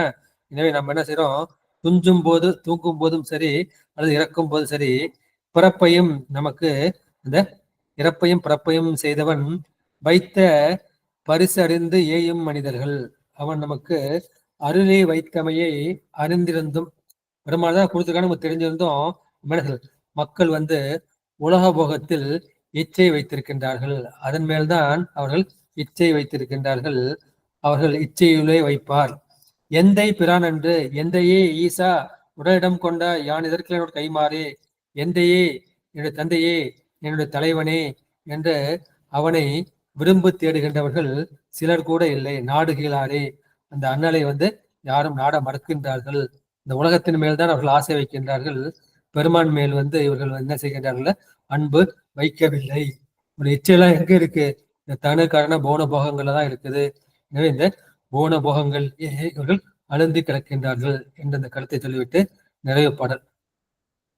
அன்பினுள்ளான் புறத்தான் உடலாயுள்ளான், என்பினுள்ளான் முனிவர்க்கும் புராணவன், அன்பினுள்ளாகி அமரும் அரும்பொருள், அன்பினுள்ளார்க்கே அணைதுணையாமே. பெருமான் வந்து எங்கே இருக்கின்றான்? அவன் வந்து பெருமான் வந்து இந்த அன்பில் தான் இருக்கின்றான். அந்த அன்பிற்கு உள்ளும் சரி, அன்பிற்கு புறம்பாகவும் சரி, அவன் தான் இருக்கின்றான். எனக்கு உள்ளும் சரி, எனக்கு புறமும் சரி, எனக்கு கடந்தும் இருக்கின்றான், எனது உள்ளும் இருக்கின்றான். அவன் வந்து கடவுளாக இருக்கின்றான். அதுபோல என்னுடைய அன்புக்கு அவன் உள்ளும் புறம்பாகவும் உடனாகவும் இருக்கின்றான். அவன் பரிபாகமுற்ற ஆன்மாக்களுக்கு அவன் எப்படி வருகின்றான்? குருவாக வருகின்றான். முன்பின் உள்ளான் முனிவருக்கும் பிராணவன், அந்த முனிவர்களுக்கெல்லாம் அவன் தான் வந்து தலைவனாக இருக்கின்றான். அன்பின் உள்ளாகி அமரும் வரும்பொருள், அன்பை வந்து இடமாக கொண்டு, அன்பினை வந்து இடமாக கொண்டு அதற்குள் எழுந்து அமர்ந்திருக்கக்கூடிய அரிய பொருள் அவன்தான். அன்பின் உள்ளார்க்கே அணை துணையாமே. எனவே அன்பில் உள்ளார்க்கே, யார் வந்து அன்போடு உள்ளுதல் என்றால் நினைத்தல். அன்போடு யார் அவனை நினைக்கின்றார்களோ, தியானிக்கின்றார்களோ, அவருக்கு அணை துணையாமே, அவர்களை வந்து அவன் அணைக்கின்ற துணையாக இருப்பான். இந்த திருவாரூர்ல வந்து பெருமாள் ஏகநாதராக அம்பாளை வந்து அணைத்தல்வார். இந்த அம்பாளை வந்து அணைத்து அந்த பசூரும் நீங்கி அம்பாளுக்கு அந்த உண்மையான வடிவம் போது பெருமான் வந்து அவளை அணைத்தெழுந்த மூர்த்தின்னு சொல்லுவாங்க. எனவே திருக்குறள் சொல்ற அன்பின் வலியது உயிர்நிலை. இந்த உயிருக்கு ஆன்மா இருக்கு, அந்த உயிர் எதை சம்பந்தப்பட்டது? அது அன்பின் வெளிப்பட்டது. எனவே இந்த அன்புதான் அதுக்கு குணம். இந்த குணத்தை உடைய குணியாக இருப்பது அந்த ஆன்மா. எனவே அந்த குணியாகிய அந்த ஆன்மாவிற்கு அந்த அன்பு குணமாக இருக்கின்றது என்கின்ற குணம் குணி சம்பந்தம். அது மட்டுமா? அந்த அன்பு அங்கு மட்டுமா இருக்கு? அன்பு வந்து உள்ளேயும் இருக்கு, புறத்திலும் இருக்கு. அவன் இல்லாத இடமே இல்லை. பெருமான் வந்து அது உள்ளும் புறமும் உடனாக இருக்கின்றான். அவன் அன்பினுள் ஆகி அமரும் அரும்பொருள். அவன் அன்பில் தானே எழுந்தருளி இருக்கும் பொருள் என்பது அவன் வந்து பெருமானுடைய சுதந்திரத்தன்மை வந்து இந்த பாட்டுல வந்து சொல்லி இருப்பார்கள். எனவே எல்லா உயிர்களுக்கும் உறக்கமும் விழிப்பும் நாள்தோறும் நிகழ்கின்றது. அதை வந்து அறியாமல் இந்த உலக ஆசையை வைத்திருக்கின்றார்கள். அவர்கள் வந்து பெருமானை வந்து நினைக்கவில்லை என்ற கருத்தை வந்து இந்த பாட்டுல வந்து சொல்லி இருக்கின்றார்.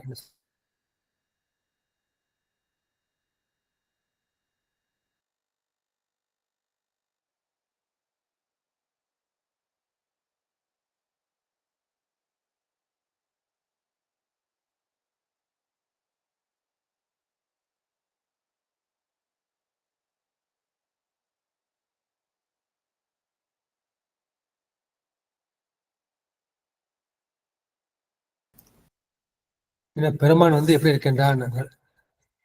நம்ம வந்து ஏற்கனவே உங்களுக்கு தெரிஞ்ச திருக்குறள் தான். என்ன திருக்குறள்னா, உறங்குவது போலும் சாக்காடு, உறங்கி விழிப்பது போலும் பிறப்பு. நம்ம வந்து பிறப்புக்கும் இறப்புக்கும் பெருமான் என்ன செய்கிறார்? ஒரு சின்ன சாம்பிள், ஒரு உதாரணம் வந்து காமிக்கிறார்.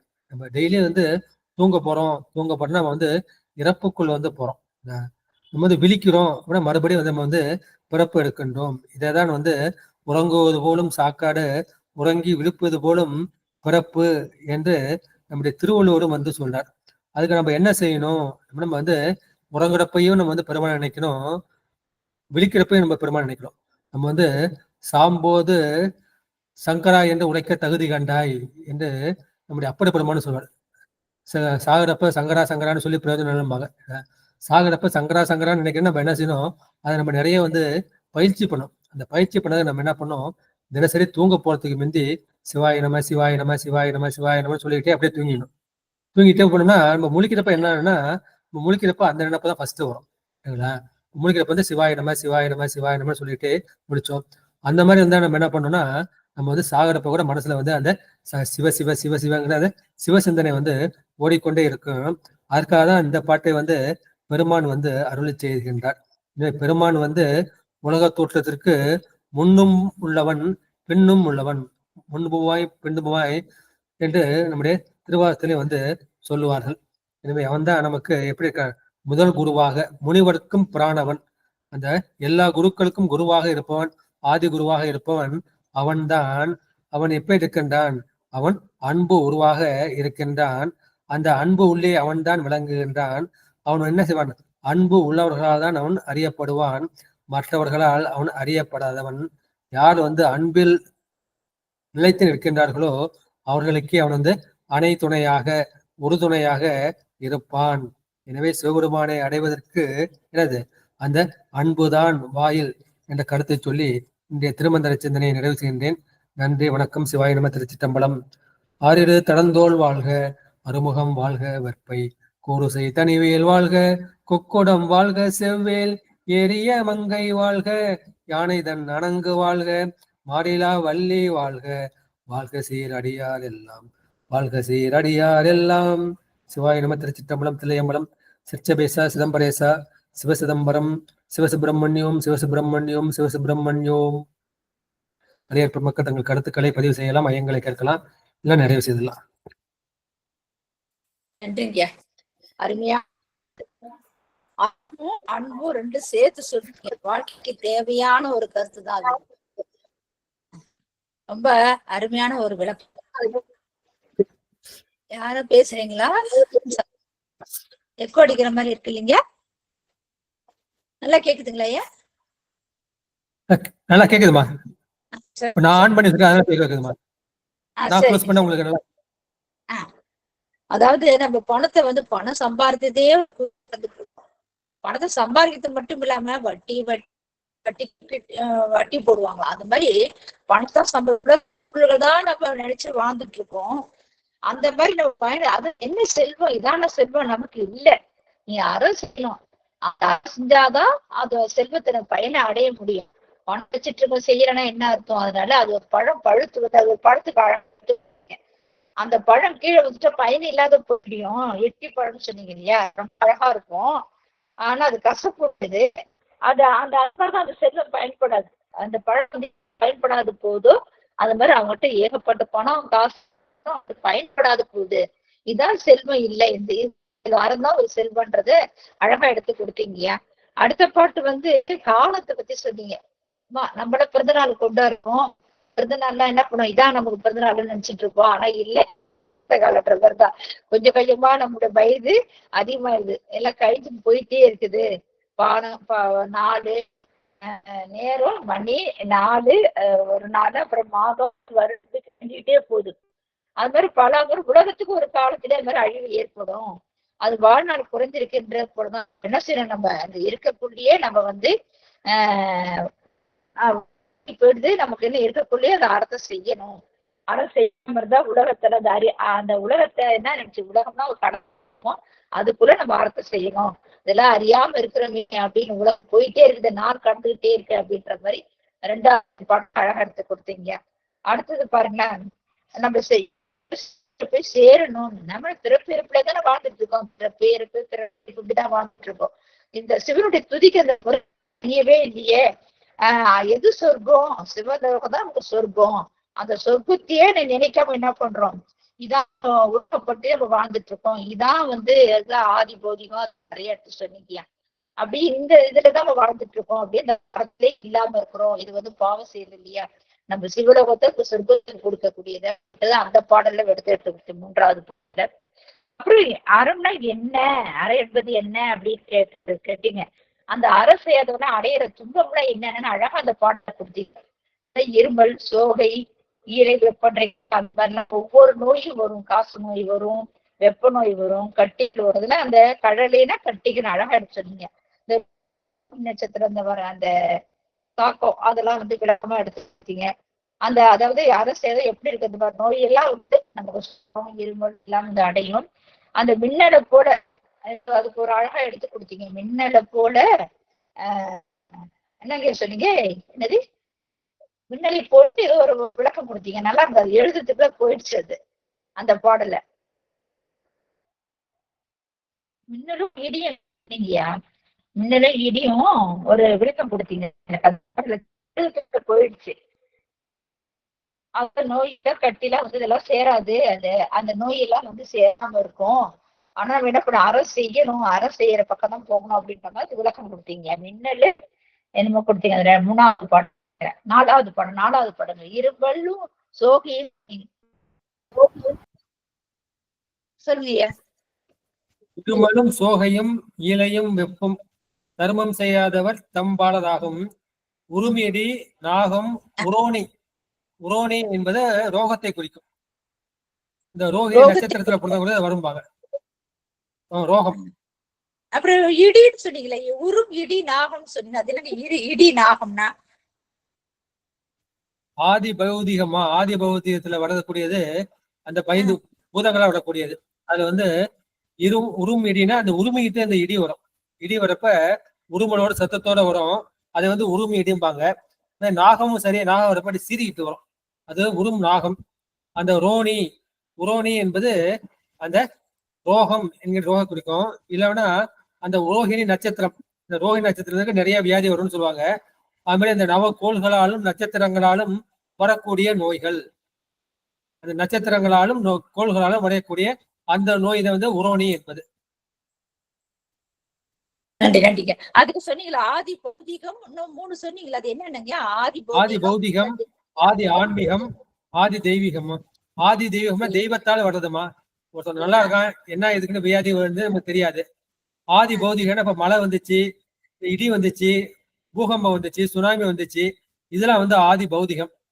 ஆதி ஆன்மீகம்னா மற்ற உயிர்களால யாரோட உங்களுக்கு துன்பம் ஏற்பது.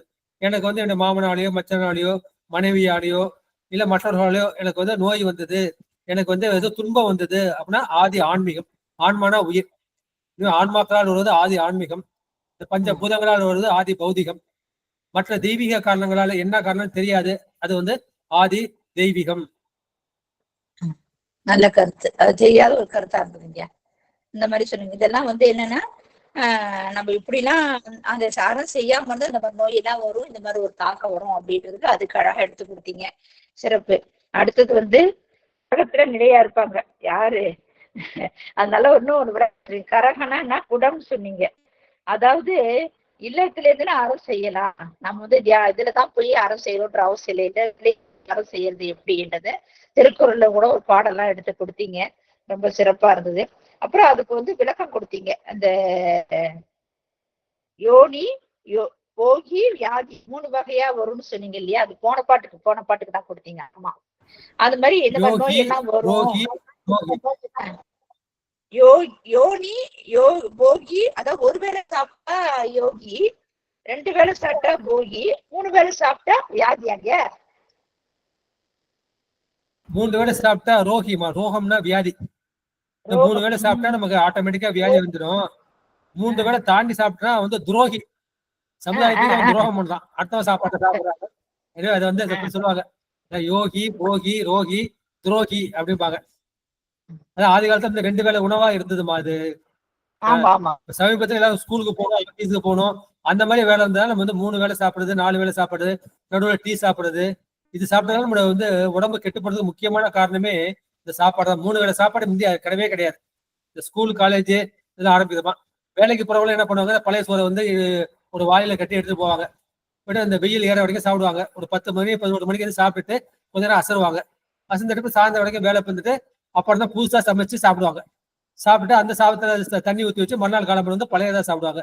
இந்த பழையது வந்து உடம்புக்கு அவ்வளவு நல்லது. எனவே இந்த 2 வேளை உணவுக்கு மாறினாலே நமக்கு வந்து பல வியாதிகள் போய்விடும். சிறப்பு. அதுதான் அப்பெல்லாம் விரதம் ஒண்ணு வச்சாங்க அப்படி இருக்குங்க. அப்புறம் அழகா சொன்னீங்க, அந்த வழி போறதுலாம் நம்ம தண்ணி வைக்கணும், அந்த அதாவது எல்லாம் செய்யணும்ன்றத விளக்கம்லாம் கொடுத்தீங்க.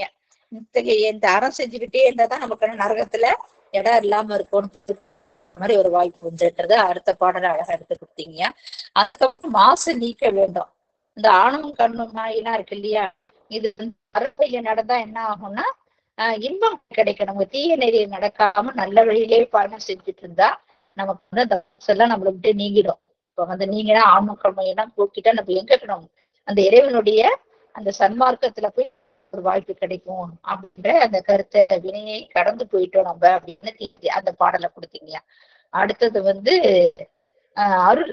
அதாவது நம்ம வந்து எப்படின்னா எல்லார்கிட்டையும் கருணையா அன்பா இருக்கணும். அறம் செய்யறது மட்டும் இல்ல, அன்பும் அறமும் ரெண்டும் ஒண்ணுதான். ஆனா அந்த கருணை செய்யணும். அப்ப எல்லாருமே இறைவனாவே நம்ம திருவடி இறைவனாவே தரிசனம் பண்ணணும். அந்த மாதிரி செய்துகிட்டு நமக்கு ஒரு நல்ல நிலை கிடைக்கும். அதான் வந்து சாயுட்ச நிலைன்னு சொல்லுவாங்க இல்லையா, அந்த மாதிரி நிலை. அந்த நிலையை வந்து உலகப்பட்டெல்லாம் நம்ம நீக்கி இருந்தோம்னா நம்ம இறைவனுடைய அருள் கிடைக்கும். அப்ப நம்ம காலனை வந்து நம்மள அணுக மாட்டாருன்றத அந்த பாடலை அழகா எடுத்து கொடுத்தீங்க. அதுக்கு அடுத்தது பாடல வந்து அறம் செய்தா என்னென்ன கிடைக்கும், அந்த அறத்தையே நம்ம அறியாம இருந்துட்டோமே, உலகத்துல வந்து இன்பம் துன்பம் இப்படியேதான் நம்ம வாழ்ந்துட்டு இருக்கோம். அதாவது என்னது அதை அறத்தால் இன்பாடு இதை கண்டு நமக்கு பிறகு கொடுக்கணுன்றது என்ன வரணும். இந்த மாதிரி அறியாம இருந்தோம்னா என்ன பண்ணணும், இருக்கிற பொருளை மற்றவங்களை கொடுத்து உதவி அந்த இன்பம் தான் இன்பம். இந்த துன்பம்ன்றது வந்து துன்பம் எல்லாருக்கும் கொடுத்து உதவுற அந்த உள்ள இருக்குது பாருங்க. அந்த மாதிரி அறியாம இருக்கிறோம் நம்ம இதெல்லாம் அறிந்து நம்ம எல்லாம் செயல்பட்டோம்னா ரொம்ப சிறப்புன்றது. அந்த முற்பிறவி என்ன சொல்றது, மனமெல்லாம் நம்மளை விட்டு நீங்கிடும், இறைவனுடைய அருளை கிடைக்கும்ன்றத அந்த பாட்டுக்கு அழகா எடுத்து கொடுத்தீங்க. அடுத்தது வந்து 7ஆம் திருமுறை ஒரு பாட்டு ரம்மிய புகழ்ந்து இச்சிட்டு அழகா எடுத்து கொடுத்தீங்க. நல்லா இருக்கு அந்த பாட்டு என்ன அப்படின்றத தெரிஞ்சுக்கிட்டேன் நானு.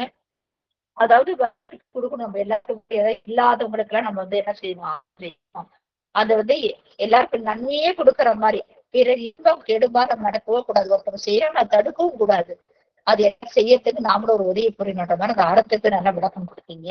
அடுத்தது என்னன்னா ரொம்ப சிறப்பான ஒரு பாடம், அது அறமும் ஒண்ணுதான். அந்த திருக்குறள்ல 1054 பாட்டுலயும் 1067 பாட்டு எடுத்து கொடுத்தீங்க. அதாவது நம்ம என்ன பண்ணோம்னா இன்பம் தான் நம்ம கடைசி முடிவுல சொன்னது என்னன்னா செல்வம் கருசுல அந்த செல்வத்தையே கருதி நினைச்சு வாழ்ந்துட்டு இருக்கோம். ஏன்னா இறைவன் அடைவதெல்லாம் தடையாதான் இருக்குது. இருந்தாலும் இந்த வீடு பற்றி எண்ணத்தை கொடுக்கணும், ஆரம்பம் செய்து அன்பா வாழணும் அப்படின்ட்டு அந்த அந்த விளக்கம் கொடுத்தீங்க. வீடு பெற்று அதாவது இன்பமான வாழ்க்கை என்னன்னா வீடு பெற்று அடிக்கக்கூட இன்பமான ஒரு அந்த இரவனையே கருதி நம்ம வாழ்ந்துட்டு இருக்கிறோம். நம்ம ஒரு இலக்கை நோக்கி போகணும், அந்த இலக்கை நோக்கிதான் போகணும். அதான் நம்மளுக்கு ஒரு சிறப்பு.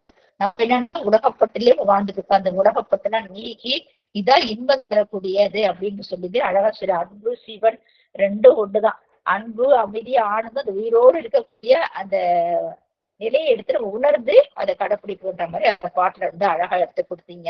சிறப்பான ஒரு கருத்துங்க. அடுத்து 18 அன்புடைமை போயாச்சு. அப்ப அந்த அன்பு செம்மி 2 அழகா விளக்கம் எடுத்து கொடுத்தீங்க. நிறைய பாட்டெல்லாம் எடுத்து கொடுத்தீங்க. அந்த கற்பனை கடந்த ஜோதி, இன்பமே என்னுடைய, அந்த மாதிரி அந்த திருநாவுக்கரசு பாடலாம் எனக்கு உதாரணமா கொடுத்துருக்கீங்க. ரொம்ப நல்ல கருத்து. அனுபவம் வேணும். என்ன நம்ம அன்பு சக்தி ரெண்டுமே ஒண்ணுதான் அப்படின்ற அது என்ன எப்படி ஒரு அனுபவம் கிடைச்சாதான், ஒரு முதிர்ச்சி கிடைச்சாதான் நமக்கு கிடைக்கும். அப்ப இது இருவினை ஒப்பு வரும். இந்த இருவினை ஒப்பெல்லாம் நமக்கு ஒரு குருவா நமக்கு எல்லாம் அருள் புரிவாரு. அந்த பாடல் மட்டும் இல்லாம எல்லாமே சிவமா அவர் தான் சிவன். அவரை அந்த நமக்கு அந்த அருக்கு பின்பனது அவன் தான் அமர்ந்து நமக்குள்ளே அமர்ந்து இருப்பாருன்றது அந்த ரொம்ப அழகா கொடுத்தீங்க. சிறப்பு. அன்பே சிவம். தன்னிடத்துல இருக்கிற அன்பு சித்தம் மனம் அறிவித்து அப்படின்னு நமக்குள்ளே இருக்கிற இறைவன் தான். அதான் சித்தம் மனம் அறிவித்து அந்த பாடலையும் திருவாசத்தினை விளக்க எடுத்து கொடுத்தீங்க. சிறப்புங்க. அடுத்த பாடல் இது அருள் இல்ல. அந்த திருவள்ளுவர் கூட ஒரு பாடல் இருக்குங்க. அன்பு உருகி திருவள்ளுவர் கூட துன்பமில்லை என்ற ஒரு பாடலை எடுத்து விளக்கம் கொடுத்திருக்கீங்கன்னு நினைக்கிறேன், எழுதி வச்சிருக்கிற. அதாவது எப்படி வழிபட வேண்டும், அதுக்கு 2-3 உதாரணம் சொன்னீங்க. அசுரனை பத்தி சொன்னீங்க, சூரபத்மனை பத்தி சொன்னீங்க, எல்லா கதையை சொன்னீங்க. எப்படின்னா நம்ம எலும்பியே உரி விரைவிட வேண்டணும். எலும்பி என்னதான் விறகா கொண்டு உடம்பு தசைய எரிச்சு கொண்டு போட்டு அந்த நெருப்புல போட்டு காய்ச்சி உள்ள உருகி நினைச்சு வழிபாடு அந்த மாதிரி நினைச்சு வழிபாடு இறைவனே நமக்கு அருள் புரிவார்ன்றத அது மாதிரி அன்பால வழிபடணும் அப்படின்ற அந்த பாடலுக்கு விளக்கம் கொடுத்தீங்க. ரொம்ப சிறப்பு. அதுக்கு அடுத்தது 4வது பாடல்ல பிறவி கடல் ஆழ்ந்த துன்பத்தை பிறவி கடல் நம்ம ஆழ்ந்த துன்பத்திலேதான் இருக்கிறோம். அந்த துன்பமெல்லாம் நீக்கி நம்ம புரியக்கூடிய பெருமான் என்னன்னா அது என்னன்னா அந்த நெறியிலே நம்ம வாழணும். அதுக்கு நிறைய எடுத்து சூரபத்மனுடைய கதைய இதெல்லாம் எடுத்து கொடுத்தீங்க. ரொம்ப திருவடினா என்ன, அன்புதான். இதுல அன்புதான். அந்த அன்பு இருந்தாதான் இறைவனை அடைய முடியும்ன்றத அந்த அன்புக்கு எடுத்து கொடுத்திருக்கீங்க. அதுக்கப்புறம் நம்ம எப்படிலாம் வருவாழ இது பண்ணணும், நம்ம மனது உருகி நமக்கு இறைவனை ஒப்படா நம்ம உணாவே ஒருத்தர் நமக்கு உபதேசம் முன்னா அந்த கருணையை காட்டி அந்த அருநிலையை காட்டக்கூடியது நமக்கு இந்த பாடல் மூலியமா தெரிஞ்சுக்கிட்டோம். பக்குவம் பெற்றுறோம். பக்குவம் பெற்றிருக்கோம். என்னது இருவனை ஒப்பு இதெல்லாம் போகுது. இந்த இருவனை ஒப்பெல்லாம் இருப்பாடும் மழை பிற்பாடு நீங்கின பிற்பாடு நமக்கு குரு ஒரு உபதேசம் கொடுப்பார், இறைநிலை அடையத்துக்குன்னு ஒரு இடம்.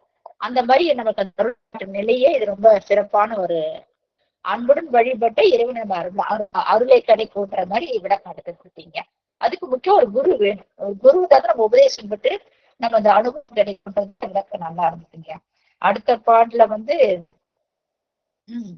நம்ம என்ன நினைக்கிறோம்னா சிவபெருமான் அந்த கடைசி காலத்து ஊழி காலன்றோம் இல்லையா, எல்லாமே போயிடும், எல்லாம் நம்மளை விட்டு எல்லாமே போனா பெருமான் மட்டும் அழியாத ஒருத்தர் தான்.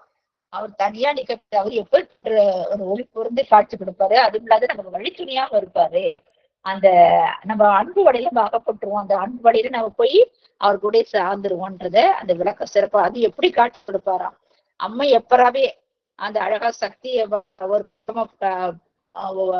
காட்சி கொடுத்து ஒளி பொருளாக இறைவன் தானே நின்று ஒரே ஒரு பொருள்தான் அந்த அன்பு வடையிலாக இறைவன் ஒருவனேன்ற அந்த எண்ணம் நமக்கு உருவாக்குற மாதிரி இந்த மனதுல அந்த நிலை எந்த காலத்துல எல்லா உலகம் அழிஞ்சு போயிடும். ஆனா ஊழி காலத்துல எல்லாம் அழிஞ்சு போயிடாக்க இறைவன் ஒரே பெருமன் நமக்கு கருணை புரியக்கூடிய அன்பு வழியில அவன்கிட்ட நம்ம அன்பு சுத்தினா அவன் நமக்கு அனுப்படுவான் அப்படின்ற அந்த பாடலை எடுத்து கொடுத்து சொல்றீங்க. அதுக்கப்புறம் பாருங்க முடிச்சு போச்சு, குடிக்காலம் முடிஞ்சு நம்ம என்ன போனா கூட அதுக்கப்புறம் பிறப்ப கொடுக்குறான். முன் படைத்து நம்மனா முன்னால ஒரு இரவு உடம்ப கொடுக்குறான். அந்த இரவு கொடுத்த கண்ணு கரண போகணும் இன்பத்தெல்லாம் அணுவிப்பா எல்லா உயிர்களுக்கும் எல்லா அன்பெல்லாம் செலுத்தி எல்லா என்ன அந்த அந்த உலக இன்பத்துல நீ அனுபவிச்சு நீ யாரு எல்லாம் தெரிஞ்சா கூட என்ன இறைவன் ஒருவன் தான் அப்படின்னு அந்த நினைக்காம இருக்கிறோமே, அவன் தான் என்ன பண்ண அந்த பெருமான் தான் எல்லாமே அப்படின்னு நம்ம நினைச்சு வழிபாடு செய்யணும். உலக இன்பாத்தானு போகணும் எல்லாத்தையும் கொடுத்து அனுபவிச்சு அடுத்த நிலை அது நம்ம இறைவனை போய் சேரணும் அப்படின்ற அந்த எல்லா விஷயங்களையும் பார்க்கலாம். ஒரே மாதிரி அன்பு செலுத்தணும், ஏற்றத்தாழ்வுலாம் இருக்கக்கூடாது அப்படின்ற ஒவ்வொரு பாடலையும் எடுத்து விளக்கம் கொடுத்துருக்கீங்க. எப்படி உருகி படிப்பாங்க, உருகும் போது அந்த செம்போன்ற அந்த ஒளி வடிவான எப்படி இருப்பானா மனதிலே நினைச்சு நமக்கு அவன் தான் தலை போற்றி வணங்கணும் அப்படின்னு அன்பு கொண்டுதான், அன்பு கொண்டு வணங்கினா அவன் ஒளியாக அவன் காட்சி கொடுப்பான் நமக்கு அப்படின்ற அந்த பாடலை கொடுத்தீங்க. அதுக்கப்புறம் நம்ம என்னது துஞ்சலும் அது பொழுதும் விளக்கம் கொடுத்தீங்க. நம்ம தூங்கும் போதே இருக்கும், அதாவது இறப்பு பிறப்பு வந்துகிட்டேதான் இருக்கும். ஆனா அந்த உலக போகத்தையும் நம்ம விருப்பம் இருக்கும். என்ன செய்யணும், சிவனை தான் நம்ம வணங்கணும், அவன் தான் எல்லாமே, அவன் தான் எம்பிரான், அவன் தான் பரம்பொருள் என்ற அந்த நினைப்பு நமக்கு வரணும். அப்பதான் நம்ம இறைவனை நாட வேணும்னு எனக்கு எதுவுமே அந்த அருள் நிலையை அடைய முடியாது அப்படின்னு அந்த பாடலுடைய விளக்கம் கொடுத்தீங்க. அடுத்தது கடைசி பாடல், நல்ல பாடல். அடுத்து பெரும்பாலும் நம்ம என்னன்னா நம்ம முதல்ல சொல்லுவார் ரமணர்கள் சொல்ற நம்மள அப்படியே அறியணும்னு சொல்லுவேன். நான் யார், நம்மள அறிஞ்சாதான் நம்ம அடுத்த நிலைக்கு போக முடியும். நமக்குள்ளே இறைவன் இருக்கிறான், அது என்ன வரணும், அந்த என்ன வந்தா நமக்குள்ளே இறைவன் நின்று அருளுகின்றான். நம்ம என்ன உலகப்பட்டிலே வாழாம நமக்குள்ளே இறைவன் நின்று அருளக்கூடிய பெருமான். அவன் என்னது, அவன் அன்பே உடலாக இருக்கின்றான். அது மட்டும் இந்த உலக அழிவுக்கு பின்னது அவன் அழியவே மாட்டான், அவன் அப்படியே இருக்கக்கூடியதான். அந்த அன்பு கொண்ட பெருமான நிலையாக நம்ம படிச்சு வழிபாடு செய்யணும். அவனுக்கு அவன் அப்படின்னா அவனை துணையாக நின்று நம்ம அருள் செய்யக்கூடிய பெருமான்றது ரொம்ப அழகா எடுத்து கொடுத்தீங்க. சிறப்பு சிறப்பு, நன்றியா. எனக்கு தெரிஞ்ச சொன்னது எடுத்து ஓரளவுக்கு சொல்லிருக்கீங்க. அது தவறு இருந்தா திருத்தி கொடுங்கய்யா. நன்றிங்கய்யா. மற்றடியாருக்கு யாராவது ஐயாவே வாழ்த்து பாடல் பாடி முடிச்சிட்டாரு. ஐயாவே வாழ்த்து பாடல் பாடி முடிச்சாரு சாருமதியவா. மற்றடியாருக்கு வாய்ப்பு உண்டு, யாரோ பேசுனாங்க பேசலாம். ஒரு குரல் எழுதணுமா?